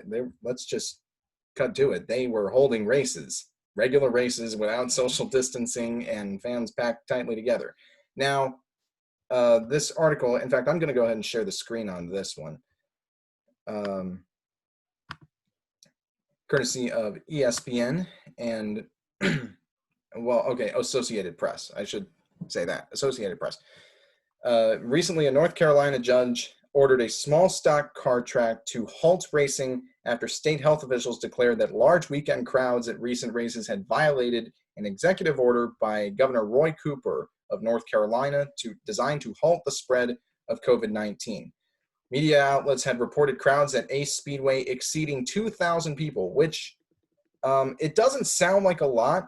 The only problem, I mean, it may not sound like a lot in other circles. Like if you talk about Talladega, 2,000, that's hardly anything. The Brickyard, barely a dot on the map. At a really, really short track like Ace Speedway, maybe half a mile if it's even that, and stands on one side of the track, that's a lot of people. 2,000 people in close proximity to each other, packed pretty tightly together. And media reports indicated many gathered, stood near each other, and few of them wore masks, which, there's really not much to say. So Ace Speedway has been shut down. The Speedway appeared to attempt to bypass the rules from the governor last Saturday by suggesting the gathering was protected by a First Amendment exemption. A placard at the Speedway read, "This event is held in peaceful protest of injustice and inequality everywhere." I mean, interpret that what you will, but it immediately sounds pretty suspicious. Hal, I'll start with you on this. Ace Speedway, this is just not a good look. Yeah, I don't know where the founding fathers said you had the right to race whenever you wanted. I think that was pretty clearly never in the Constitution.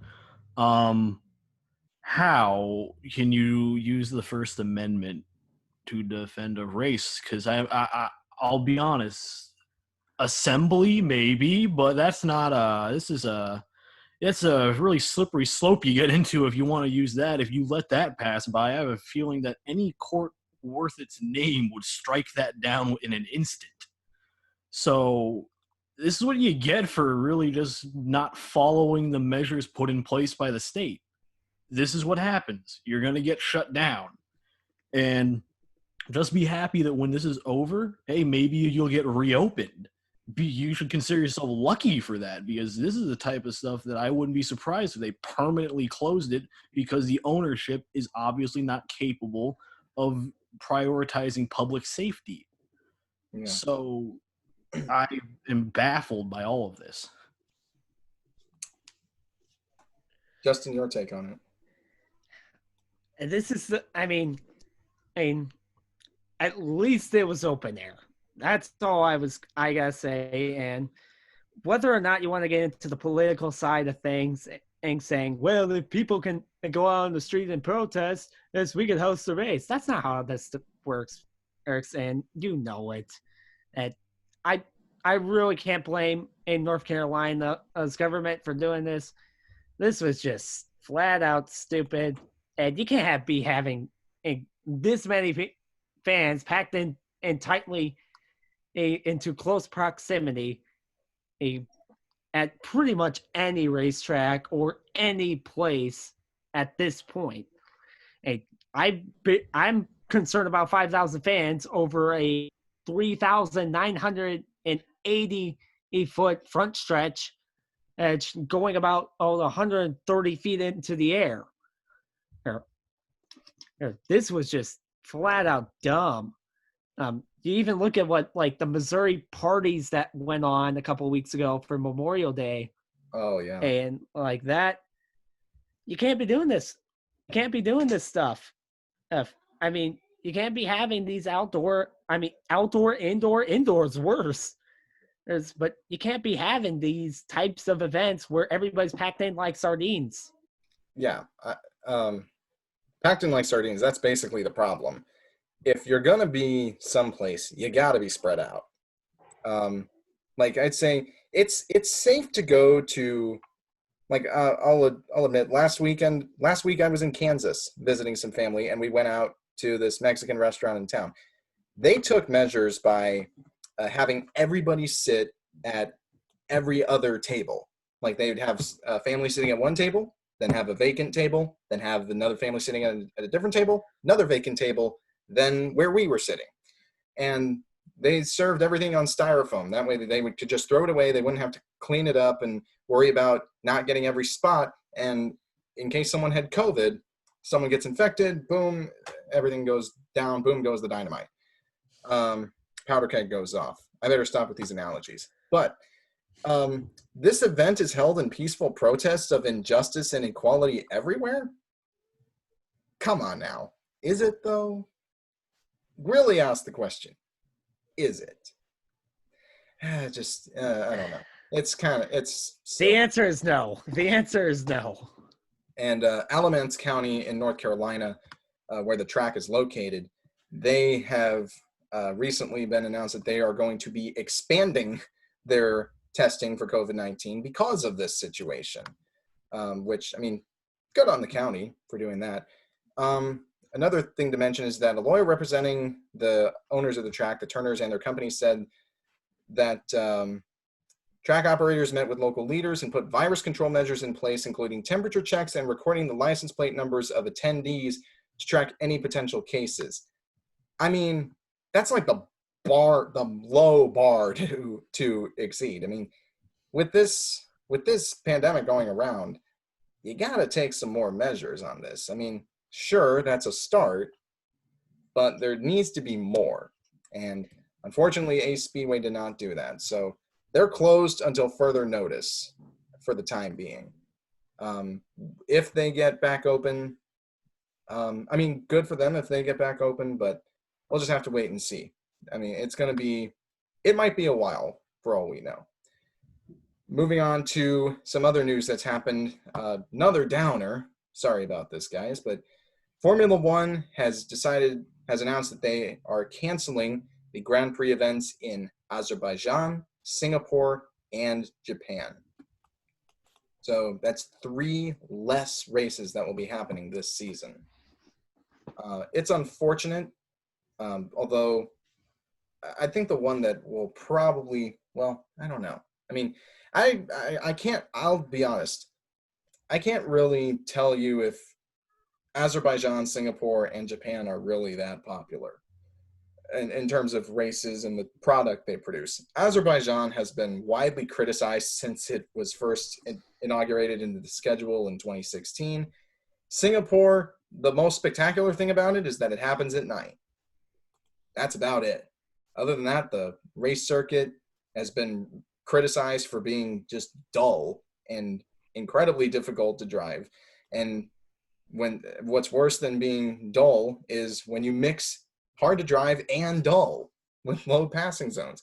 And Japan, I mean, that's a downer, honestly. I mean, Suzuka is in my opinion, Suzuka is one of the more popular circuits on the F1 calendar, but I'm not really sure that there's much to add on other than it stinks that there's not going to be more races on the calendar, but it's understandable for the reason why. Yeah.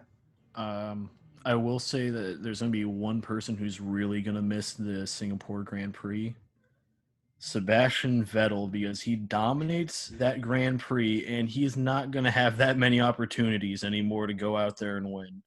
So he's going to miss that a lot. That reminds me. Now I got to check to see the calendar. Justin, were you going to say something?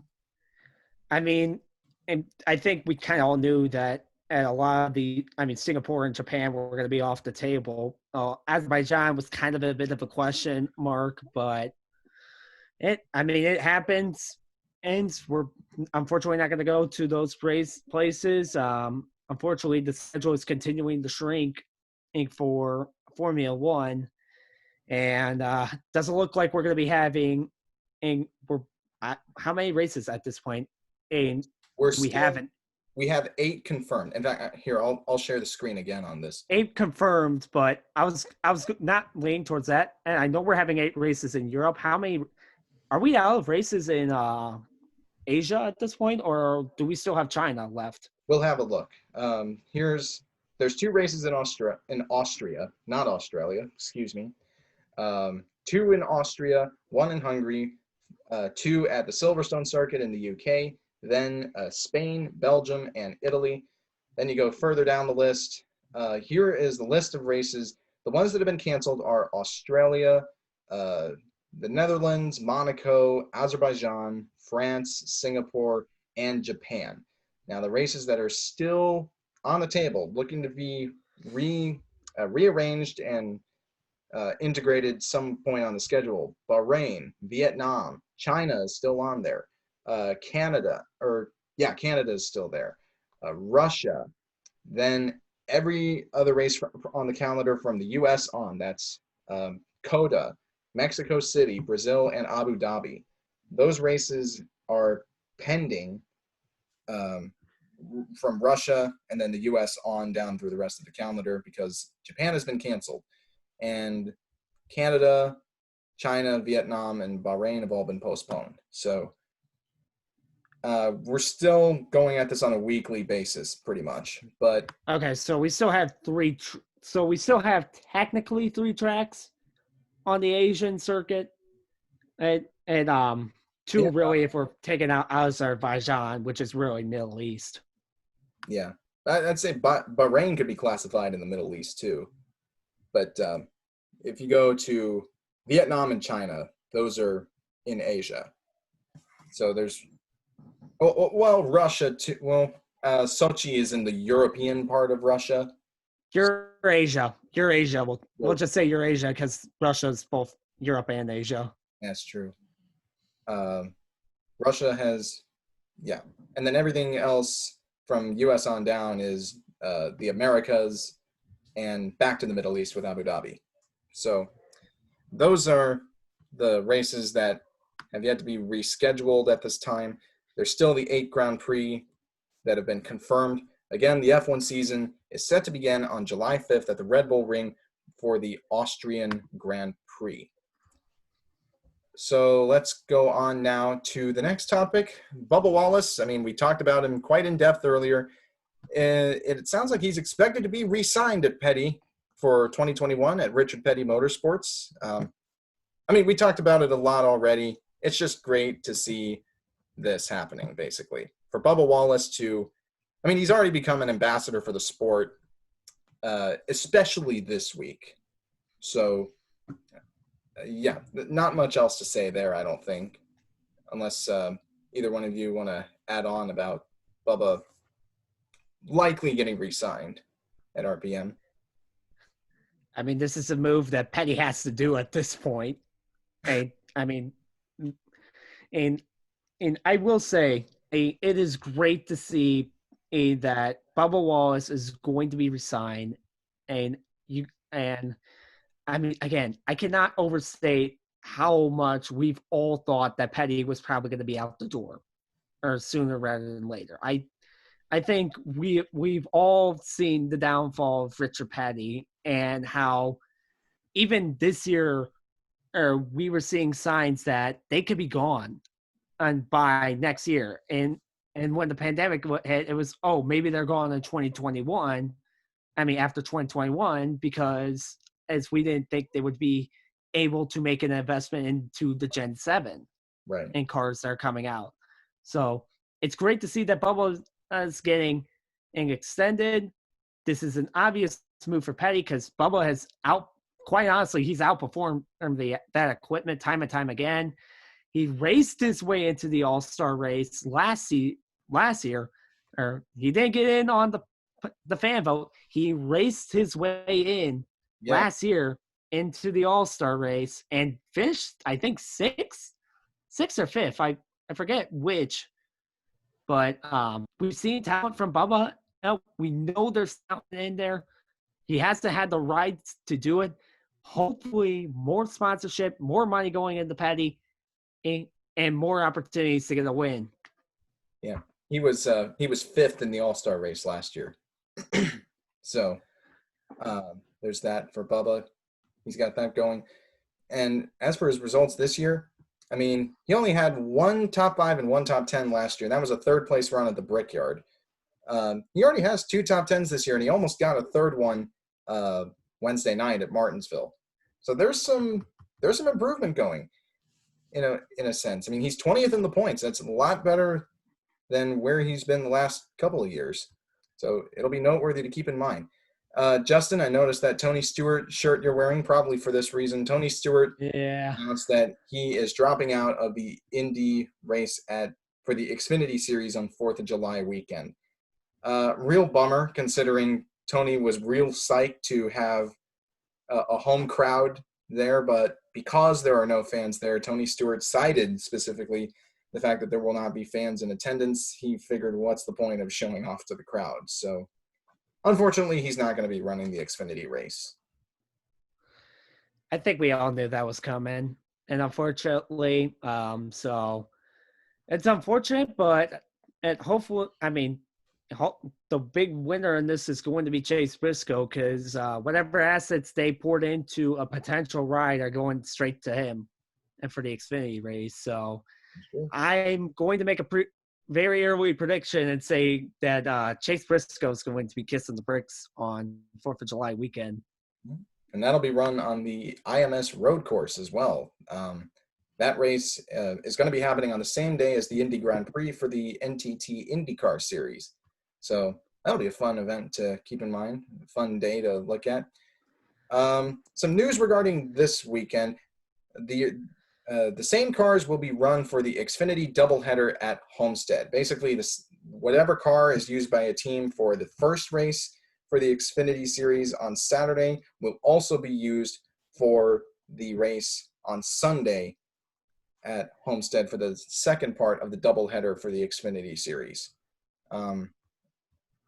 I don't really think there's not much else to talk about there, other than it'll be interesting to see how teams can adapt, if they can adjust their cars, and if they get in a wreck on Saturday, what do they do then?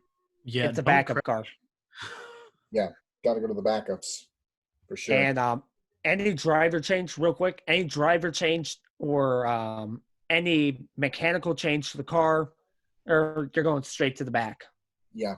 So Tyler, is it Daniel Hemrick who's driving after Dale Jr. on Saturday?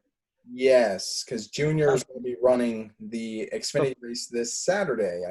I think it's this Saturday. Yeah, it's this Saturday. So Daniel Hemrick will have to start in the rear or on Sunday, and because of this. Right. So it'll be interesting to see what Hemrick does on Saturday. Last topic for just some other news going on, the Choose Cone. It's been an idea that's been tossed around. I know Austin Dillon in particular had some things to say about this idea being implemented in 2021. I must admit, I am not entirely familiar with the Choose Cone. I'll be upfront and say I have not really looked into it much. Justin or Hal, if either one of you can explain what exactly this Choose Cone is, to someone like myself. You got it? Because I have a vague idea. Justin. It's basically drivers choosing which lane they're gonna use. It's for the restart, basically. So instead of guys getting forced to the bottom, they could start behind the they could start behind a driver on the bottom. So instead of being forced on the top at like Martinsville, where you have to tack in line, you could choose to be behind that car. Wait a minute. Okay, this isn't for the front row. Or is it? This is for everyone, I think. Okay. That's interesting. And how are they going to put that? I am not sure. I'm very vague on the topic too, so it would be very interesting to see what it would be, and it would be. I mean, I would almost have to see like a driver meeting in video that they do with like NASCAR, with the NASCAR Heat 4 cars with it. Right. Something that's been tossed around, the choose cone, because I just looked this up. It is the idea that it's a method that's used on short tracks around the country. It allows drivers to pick the lane they'll restart in following a caution. A number of front runners could choose to restart in the preferred lane, while a driver who's farther back could wind up choosing to restart on the front row next to the leader, giving them the chance to take advantage of track position. Oh boy. Well, that would be interesting. Yeah, I'm curious to see how that would pan out on in a NASCAR race. Because I think the part that confused me was if you're in the back of the field, you could go all the way up to the front row for a restart. It just seems, I don't know. It reminds me of Bobby Unser in the 81 Indy 500, where like he came off pit road behind some guys and then sped up on the warm-up lane to get by all those guys, and the commentators were like, "Oh," to be like BP, Benny Parsons, the late great one. He's like, "Oh, you can't do that." So, I mean, Bobby Unser, he eventually won that Indy 500, but it took a few months to settle it in court. So yeah, there's that to keep in mind. But man, a choose cone, that's really interesting. In fact, yeah, could choose to restart in the preferred lane, while a driver who's farther back could wind up choosing to restart on the front row next to the leader, giving them the chance to take advantage of track position. Everybody in the top 10 is going to start on the bottom at Martinsville, calling it now, if that gets implemented. Oh, man. Well, I mean, if it gets implemented, or if a rough practice of it is put in place, I'll be watching. That's for sure. I may not like it, but I'll give it a shot if it's implemented. Is it a real cone? Like, is it going to be a cone put out on a track and they're going to smack into it when they try to choose? I don't know. I don't know this choose cone thing. I should. The caution cone. I mean, the pit road cone it's going to need a new Twitter account or an old account or something like that. Sure. And it would be interesting. It would be interesting, but as the NASCAR fan, we've had caution clocks, we've had overtime lines, we've had stages, we have a playoffs. I've seen you roll with the punches. You just roll with the punches as a NASCAR fan. Yep, we'll just have to roll with it and roll with the punches. If we don't like it, we'll make it be known in a civil way, right? It's not like we're going to complain like these other fans about Confederate flags not being allowed, or blah, blah, blah, this and that, blah, blah, blah. And then they'll tune in on race day. Just you watch. They'll be there. They'll be there, and they'll be complaining again. Okay, before I lose my sanity going off on some of those fake fans, those quote-unquote so-called fans, let's just move on. It's time for our new favorite segment on the show, Gas and Go. So there's a few questions. We have 5 that have been set up for tonight, and I will give each of you 1 minute to respond to these questions. I will start with Justin on this. 1 minute total, I should say. 30 seconds for each, Justin and Hal, to answer these questions. So I'll start with the first question of Gas and Go. Ryan Preece. It's safe to say that it hasn't been the best year for him. I think we can all agree on that. And with his teammate Ricky Stenhouse doing pretty well in the JTG Daugherty equipment, Justin, I got to ask you, is Ryan Preece on the hot seat? He's not on the hot seat. He's in the supernova getting third-degree burns. And yes, he should be on the hot seat because he is not performing whatsoever at the moment. He's literally been irrelevant to the conversation for this year. For a driver that came, again, last year's rookie class did not do well, but for a driver who almost beat Daniel Hemrick, who was in RCR equipment, he should not be doing this bad. Yeah, absolutely not. Looking at his just finishes, Ryan Preece should be on the hot seat. I mean, he started on the pole at Darlington and up 39th. I get it's an engine. They blame it on the team.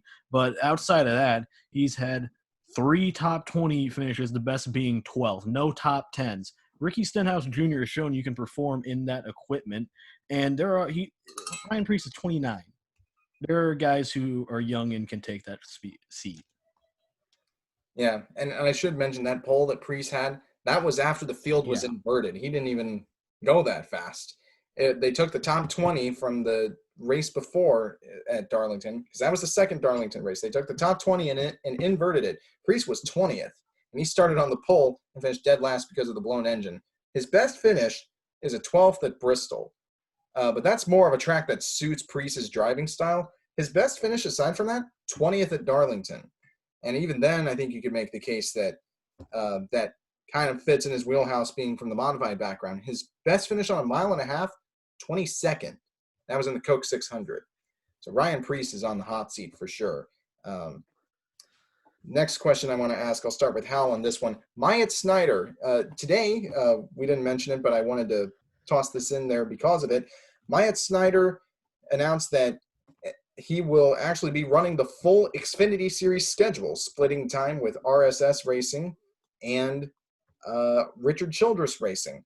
And I'll be honest, I had thought that he was going to be running the full season anyway, but it's nice to know that he's actually doing it. So he will be eligible to qualify for the Xfinity Series playoffs because so far he has run every race this season. I've got to ask you, Hal, does Myatt Snyder make the Xfinity playoffs, yes or no? Yes, he's shown the talent to get it done. He's got a top 5 this year. I got to express my frustration with Google standings. So that's Daniel Hemrick in it, and I know he is not running every race. I think that he can get done because there's some spots he can take. He's a couple spots out of the playoffs. And while there are a lot of points between him and Michael Annett, I got to say, I think he can get it done because at some point, I think he's just going to cross that line where he can go win a race this year. Unfortunately, I got to agree with you, but I think Michael Annett is going to be safe. And it's more likely that it's going to be Brandon Brown that he's going to be having to pass up here. Or RCR, let's face it, RCR equipment is almost a cheat code, and he can easily get by Josh Williams for another spot, and it would be a matter of time before Brandon Brown. He's got a little bit of work to do. He's right now, I want to say over 30 points back, but one big race can do it. A big race for Myatt could do it. He got a top 5 finish at Bristol, I believe it was, and he's done solid for driving for RSS Racing. Trying to find his statistics right now, but he has 2 top 10s. Both came for RCR. His highest finish for RSS Racing was 11th, and that came back at Fontana. Next question, I'll start with Justin on this. Matt DiBenedetto, the fan favorite for the Wood brothers, he got a top 10 at Martinsville on Wednesday. Does he make the playoffs? Cautiously optimistic is the word I'm going to be using here, because unfortunately, a lot of the tracks that Matt DiBenedetto was good at last season are either not available this season or are in the playoffs this season, aka Bristol Night Race. Okay, so right now he's got a comfortable lead. However, we still have 2 restrictor plate racetracks and the road course. He's right now in 14th. I think he's safe right now if there are no new winners or no surprise winners, but I'm not safe if there is one. I'm going to say that he's going to make the playoffs, and I will be confident in it because there is a plate race, and those are always a bit of a crapshoot. And, Matt DiBenedetto, I think he's done a great job of not getting caught up in wrecks at those speedways. I think he'd be in there he'd have a chance to win that. So I think that'd be a good shot there. And he's just been performing well enough to get in on points, so I think he'll get in. All right. Matt DiBenedetto, just as I check the standings, he is 13th in the points right now in the playoffs. So yeah, I mean he's got a comfortable margin. William Byron holds the last spot right now by 6 over Austin Dillon in the current playoff standings. Hal, over to you to start this second to last question. Joe Gibbs has been one of the perennially dominant teams in the sport for quite some time. Their drivers, when I look at, however, most of them have struggled this year, I should say. Denny Hamlin has 2 wins, but Kyle Busch is 9th in the standings, or at least in the regular standings.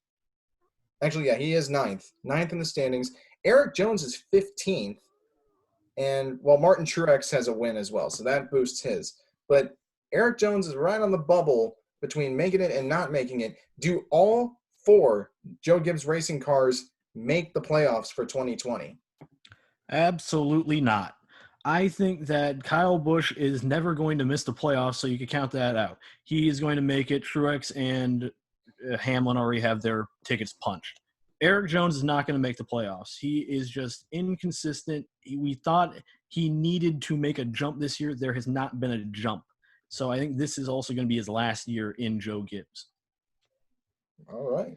Well, I mean, first off, after the point of Kyle Busch, I mean, he broke his leg and he still made the playoffs. He won the title. Also, the point of Kyle Busch never making the playoffs, never missing the playoffs is 100% true.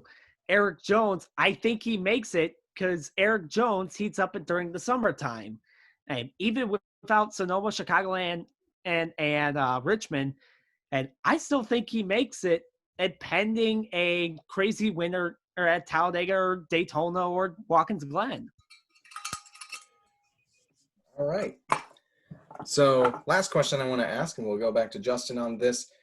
We talked about all 4 of the Joe Gibbs racing cars, whether or not they'll make it into the playoffs. Now the question becomes Hendrick. Chase Elliott has his ticket punched. Alex Bowman has his ticket punched. They both have wins this season. Jimmy Johnson has been on the verge of winning races. He's 11th in the standings right now. William Byron, though, hasn't had the best start to the year. 3 top 10s, but he's 16th in the points, 6 points ahead of Austin Dillon in the playoff cut line. Do all 4 Hendrick drivers make it into the playoffs? I am going to say yes, because William Byron's luck cannot be this bad forever. Otherwise, the 24 car needs to go, and they need to bring back the 5. Because let's face it, this season's been like the 60 car from a couple of years ago in the Xfinity series. So Johnson, I feel like is just enough ahead to where I could say, okay, maybe he's safe. I know he's in a little tighter spot with DiBenedetto and Clint Boyer are right on his doorstep. And Alex Bowman and Chase Elliott, they got their tickets punched. So, yes, I'm going to say it. All 4 Hendricks make it this year. I'm also going to say yes. And I think that William Byron, while he has struggled, I think he's going to step it up. I just don't see him not getting a top 5 this year because he has none so far. I think he's going to get one. Jimmy Johnson, pleasant surprise to see him just performing well, even if he's not winning. And the other 2, again, tickets punch. I think they make it. All right. And that will do it for Gas and Go. So we've gone through a lot. We've talked about all the changes NASCAR's made concerning policy. We had our friend Garrett Jones on the show to help talk with us about that. We've gone through a Speedway, F1 canceling their races, more races, I should say, fans coming back. After all of that, and a Money Team update, which actually had something this time. After the end of all of that, we've got some picks to make for Homestead. NASCAR is the only series that is going to be having races this weekend. All of them will be at the Homestead Miami Speedway. Let's start with the NGRATS, the NASCAR Gander RV and Outdoors Truck Series, Baptist Health 200. We'll go ahead and start with that, and I'm going to pull up the entry list for that event once I get to the page, courtesy of Racing Reference. The starting grid has already been announced and determined. The Baptist Health 200 at Homestead Miami Speedway, 200-mile event. It'll be held Saturday night. Austin Hill will be starting on the pole in the Hattori Racing Enterprises Toyota. Kyle Busch alongside Grant Enfinger, last week's winner, will start third. Christian Eckes, Ben Rhodes, Zane Smith, Derek Kraus, Sheldon Creed, and Brett Moffitt and Johnny Sauter round out the top 10. I'm trying to think who we should start with on this. Let's just go ahead and start with Hal Eastep. All right, we're going to start with me so we can immediately get the wrong pick out of the way. Not picking Kyle Busch this week because that's a curse that I put on him, unfortunately. I'm going to go with Brett Moffitt. I mean, we talked about his story, how he missed no races despite breaking his legs. That's ridiculous. I think he's going to get it done and get a feel-good win. All right, Brett Moffitt, Hal Eastep's pick to win at Homestead Miami Speedway. Justin, your pick for this race. There are 39 options to choose from. Wait, I thought there was a 40th truck. I wonder where that went. But all joking aside, Sterling, now's your chance. You can pick Kyle Busch this weekend, and then actually have it right. Hey, of course I'm going with Kyle Busch. He's starting second, and it's at Homestead, and I cannot avoid picking him. All right. Well, Kyle Busch, Justin Palmer's pick to win Homestead. I'm actually not going to pick Kyle for this, and here's why. Kyle Busch, while he is a master of running trucks and Xfinity Series races on mile and a half, I think this is important to keep in mind. Kyle Busch has not run a Homestead truck race in a long time. I mean, honestly, you'd have to go back a few years to find out the last time he did. Because they banned him from this race. Yeah, that's right. Because Homestead for years, since 2002, has been the season finale until this year. Not anymore because that went to Phoenix. Yeah, 2014 was the last time that he ran a truck race at Homestead. He finished 5th. But looking at his past, he has 2 wins here in the past. He won in 2010, and he won again in 2013.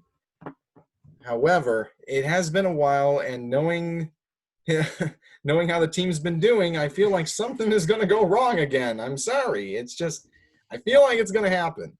So who am I going to pick for somebody who I think could do really well? You know what? I'm going to stick with the pole sitter on this and pick Austin Hill because he dominated this race back in the fall in November, the last time that this race was held. I mean, he led pretty much half the race. And had he been in the championship 4, he would have easily run away with the title. If only he hadn't had that bad race at Phoenix. But I think this, after what he went through last week in Atlanta, losing on the last lap at his home track, this will put a fire underneath that big frame of his, because Austin Hill's a big boy. I mean, let's not sugarcoat it. Austin Hill, this will put a fire under him to really do well at a track that he's won at before in Homestead, Miami. This is where he gets it done and gets that first win of 2020. I'm picking Austin Hill to win this one. So what what you're saying is Kyle Busch is 1 for 4 Yeah. in trucks this season. Who would have thought we would be saying that at the beginning of the year? I don't know. So again, Hal picks Brett Moffitt, Justin picks Kyle Busch, taking the easy route, and I am going to take the pole sitter, Austin Hill, for this one. So with that, that is the Truck Series pick. Now we've got 2 Xfinity races to choose from.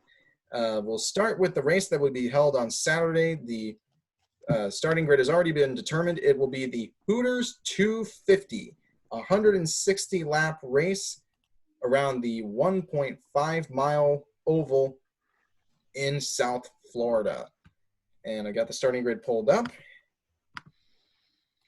And here you go. So Harrison Burton starts on the pole. Noah Gragson, who won the $100,000 Dash for Cash at Atlanta, will start on the outside of the front row.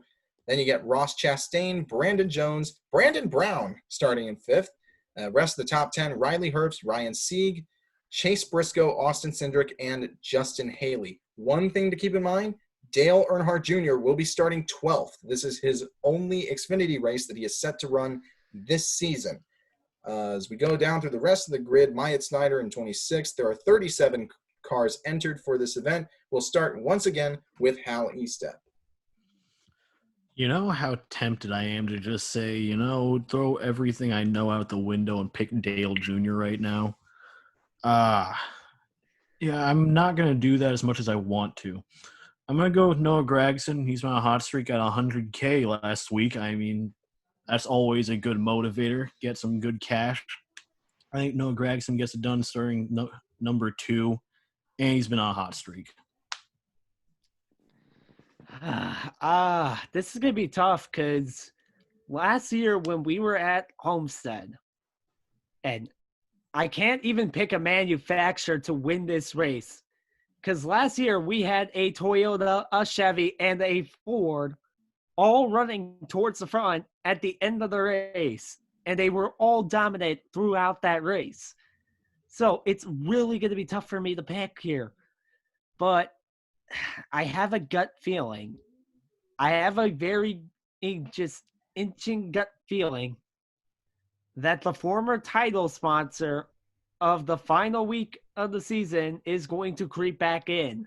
I think it belongs to a Ford, and I am going to go with the one guy who I feel can win at this racetrack in a Ford, and that is Chase Briscoe.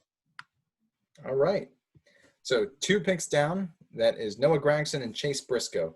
For my pick, this is I think I'm going to go with someone who has already won this season. He won earlier this season at California. It's a track that really favors driving right up near the wall. Homestead is a track that favors drivers running the line right up next to the wall. Very similar to California. I'm going to go with the pole sitter. I think Harrison Burton, he's been in a slump lately. This is the time for him to break out of that slump and restate his and just affirm that he is here to compete. He is here to really make a statement that the Xfinity Series is suited for him much more than it was on the truck side. I'm going to take the South Boston native, the son of Jeff Burton, Harrison, to get win number 2 for 2020 in Car 20. And with that, we might as well look at the other event that is happening the day after, the Contender Boats 250 at Homestead. This is the entry list, although there are 38 drivers entered because AJ Allmendinger is set to run the second race in a third car for Matt Collig. Ellsworth Advisors will be the sponsor for that machine. So, I mean, the car is basically the same. Well, Daniel Hemrick will also run the second race, replacing Dale Jr. So there you go on that regard.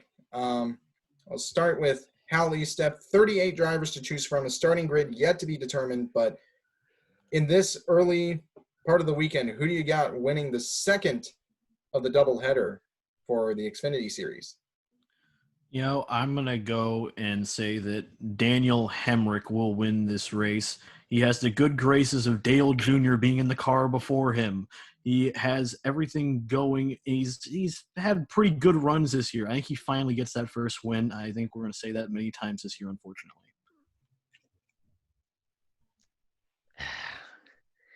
There was one thing that keeps Daniel Hemrick back, and that is he is starting in the back. And I cannot pick a guy who's starting in the tail end of the field as much as I want to. So I'm going to go with a team that has done very well this season at the 1.5 miles. And that team happens to be Ross Chastain. And I think the Watermelon Boy is going to get himself a victory this year. It has been long overdue, I would say, for Ross to get a victory in the Xfinity Series, at least in terms of last year and this year. Or give me a Ross Chastain smashing a watermelon, and that's going to have to be cleaned up before a cup race. The Melon Man getting it done in Melon Country. I mean, Ross Chastain, the Florida native, be a nice home track win for him. I'm trying to think where Alva, Florida is closer. It's closer to either Daytona or Homestead. I'm not familiar with Florida's towns other than Tampa, Miami, Jacksonville, Gainesville, Tallahassee. Okay, I'm starting to list off a lot of cities. My point Orlando. Yeah, Orlando too. So, yeah, for my pick, this is tough. My pick. Who in the world am I going to choose? I don't think Harrison Burton's going to repeat from the day before. I'll just get that out of the way. Austin Cindric, I think, is going to be pretty good, but, this team, they showed a lot of speed this last weekend in Atlanta. Colleague racing. They really showed a lot. I mean, you had A.J. Allmendinger winning, first of all. You had Justin Haley in third. Ross Chastain was sixth. Chastain's already taken for this race. I'm going to pick someone from the colleague side. But I think Justin Haley, it's time for him to break through and finally get that first Xfinity Series win. It probably won't mean as much considering he has a cup win to his belt, not naming anything in particular, Daytona. So, yeah, it was a fluke, kind of. I mean, but a win's a win. So. I mean, you can't really say that. I mean, fluke win for Spire, yes. Fluke win for Justin Haley, that's to be determined. I mean, he was there at the right place at the right time. A win is a win. He got it. He did what he had to do to win, and he was there. He won it. So, but, I mean, considering he is an Xfinity regular, this will really mean something for that team. And I have a feeling Justin Haley, he's got a lot of speed that he showed. He was going to have a great run at Charlotte until he got caught up in that late crash with Tommy Joe Martins. He had an excellent run at Atlanta. That team has really stepped up their game on 1.5 mile tracks. I think Justin Haley is the one who gets it done this week and becomes a first-time winner in the Xfinity Series. That would make 3 first-time winners now that I think about it, because Haley, I mean, if Haley is to win, he'd be the 3rd first-time winner after Noah Gragson at Daytona and Harrison Burton at Fontana. So, yeah, it'd be fun to see. So those are our picks on the Xfinity side. Let's go to the Cup Series. They're raced the Dixie Vodka 400. Initially was supposed to be held in late March, but it got pushed to this weekend. Denny Hamlin drew the pole for the event, much to the chagrin of some fans. Joey Logano on the outside of the front row. Logano's teammate, Brad Keselowski, in third. Then Hamlin's teammate,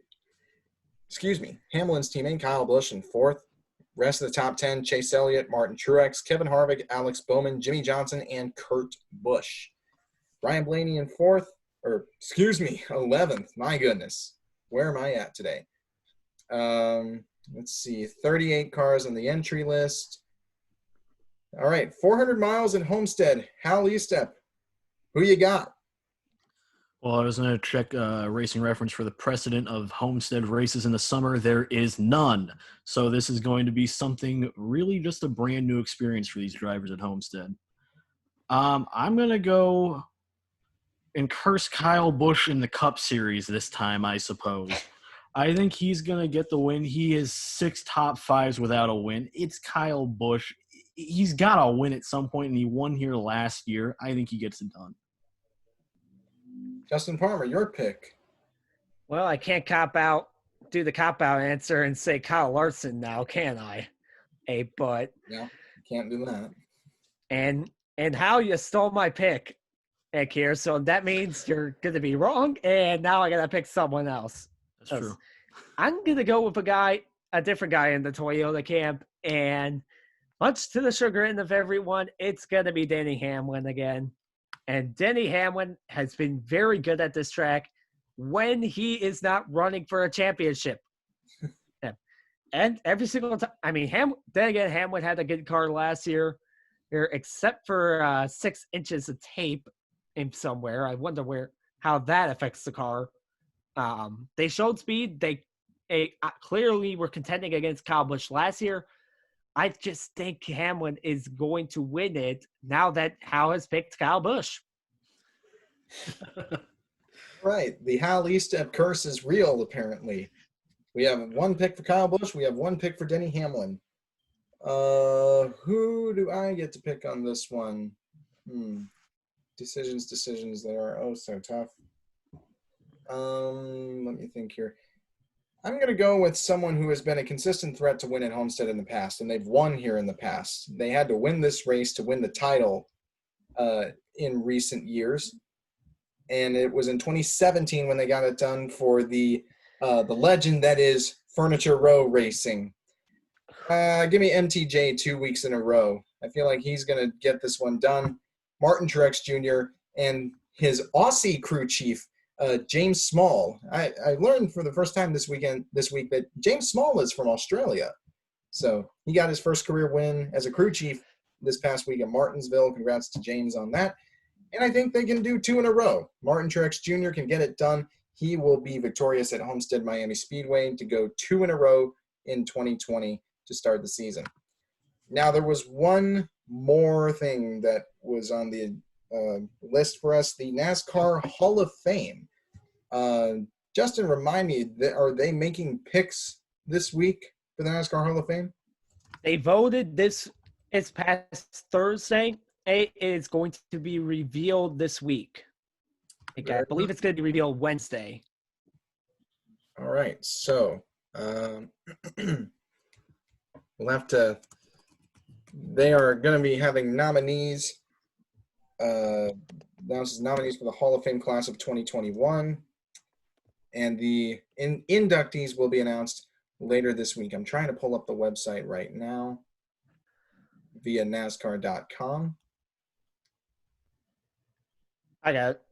Thank you, Justin. Go ahead and share the screen. Okay. And folks, remember that this is now up between the Pioneers and the Modern Era guys. That's correct. And let's see. Let's go through the Modern Era ballot and Landmark Award. We gotta. I thought you were gonna name them off. It's all right. Let's see. Will consist of 2 inductees from the list of Modern Era nominees, 1 from the list of Pioneers. Total of 3 new inductees in 2021. That is a decrease from 5 inductees that have previously been elected. Let's start with Hal again. Who are the 3 inductees in your mind that get into the Hall of Fame, and who gets the Landmark Award? Let me see the modern ballot. Right here. Well, Dale Jr., I think, is a foregone conclusion he's going to get in. I think the other pick from the modern era will be Ricky Rudd, because he does have the most career starts in Cup Series history, which I feel like will weigh on the minds of some voters. Plus, And it's weird seeing Carl Edwards up there. I'm not gonna lie. Pioneer ballot. I'm gonna go with. This is where you gotta test your history, which I am testing it as much as I can. I'm gonna go with Red Farmer. I am not going to lie to you. It is because that name stands out to me. Because Red Farmer, how does that not stand out to you? And Landmark Award.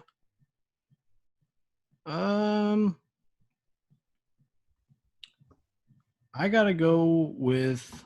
I want to go with Mike Helton. He has been kind of the voice of executive NASCAR for a lot of difficult moments, and you can't lie. He's one of the few guys who, as an executive, doesn't have a bad reputation because he's really been thrown into some tough times. All right. So again, just to recap the picks from the modern era for Hal: Dale Jr., Ricky Rudd, Pioneer ballot, Red Farmer, and then Mike Helton for the Landmark Award. Justin, your turn to make picks on all three categories. I am going to agree with two of those. I agree that Dale Jr. and Mike Helton are going to be getting their dues in. However, I'm going to disagree on the Pioneer ballot. I think Ralph Moody gets in.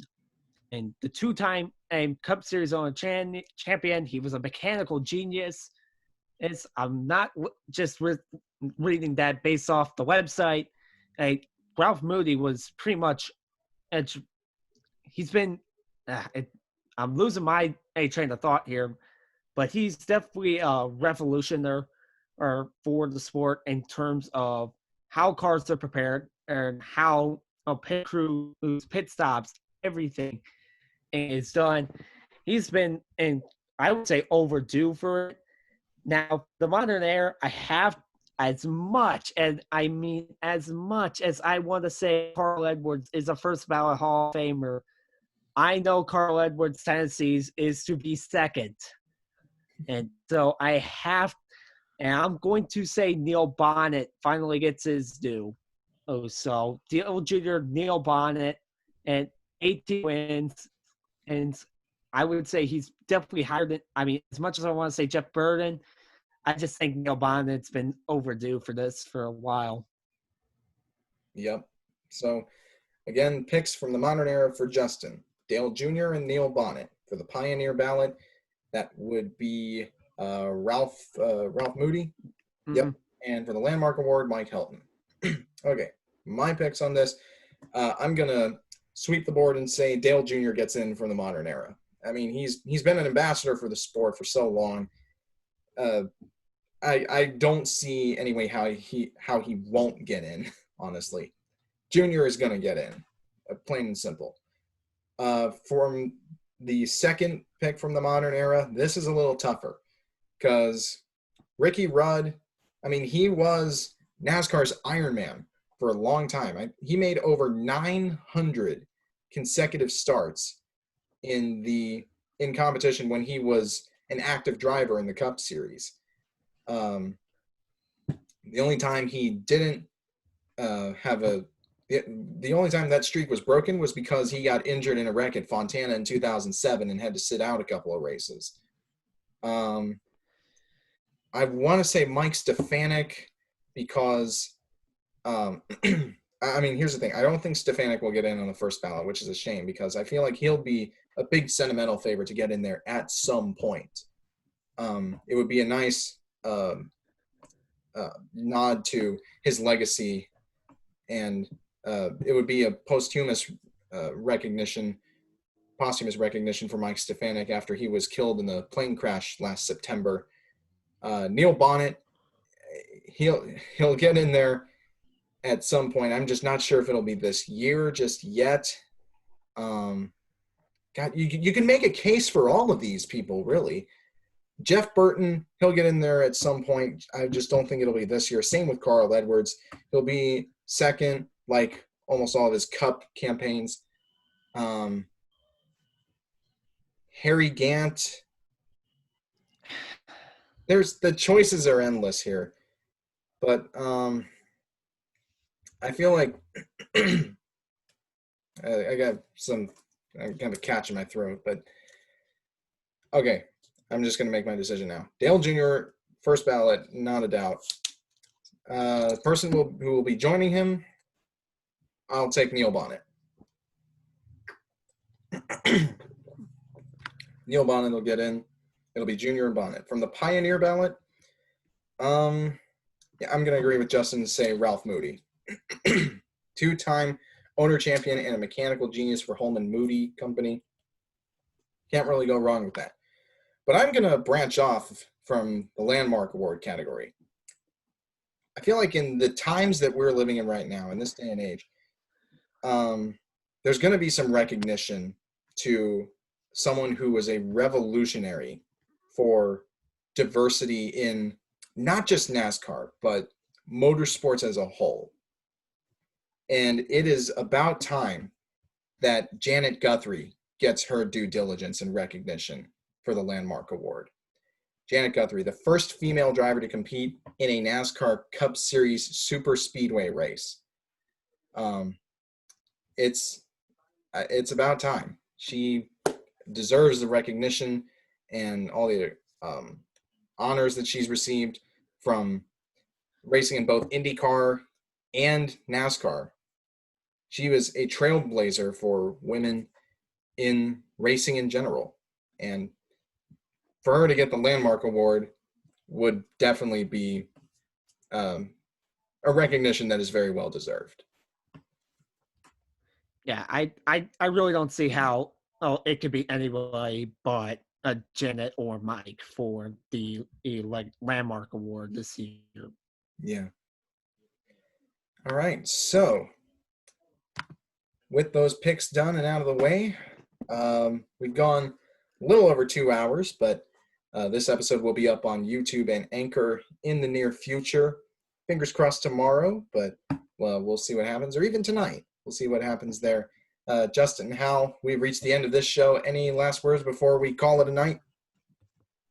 Be nice to each other on social media, or else I'm going to pick your favorite driver every single week until you comply. Whoa. All right. Oh, that's a threat. On the law.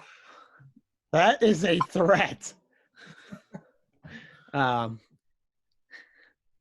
say this. It was definitely a disappointing week on the racetrack for racing, but a very monumental week off the racetrack. And again, shout out to Bubba Wallace, shout out to Pay Motorsports, shout out to Worldwide Technology for everything that they did this week, and shout out to all the drivers for making a stand and basically trying to close the chapter on a darker path than NASCAR has had. Yep. Just to say the last word for this. What to go off of Justin, the racing, it probably wasn't the most entertaining, but it got a lot of people drawn into the sport, especially with what happened off the track and with the advocacy that has occurred. The changes that NASCAR has made, yes, there are going to be some people leaving, but frankly, it's their loss. And if they care more about some little fabric from a losing side of the war that was fought 150 years ago, then if they care more about that than they care about what's actually going on in the racetrack, they were never fans to begin with. So, well, bye to those people. Bye-bye. Their loss, frankly, and even if they spout off on whatever social media, that's just noise in the background, drowning off into a drone that's just there. So as for the rest of the fan base and for those that are now paying attention to NASCAR as a result of this, welcome aboard to the new generation of NASCAR, and perhaps even for racing in general. This is a new chapter that we are entering as race fans, as organizations, as a fan base, and everyone is welcome to have an open mind and come along for the ride, because it's going to be, I've got a good feeling that this is going to be a new golden era, perhaps beginning for NASCAR and racing series around the world. And also, before we end the show, huge thanks to our friend Garrett Jones, the former KCOU sports director, for coming on to talk with us tonight, to help join the conversation on everything that's happened. And yeah, that's basically it for us. So thank you all so much for watching or listening to us on the socially distanced edition of Burnin' Rubber. On behalf of my co-hosts, Hal Eastep and Justin Palmer, take care of yourselves, take care of each other, and please be kind to one another, both in person and online. Until the next show, I'm Sterling Siemens, signing off.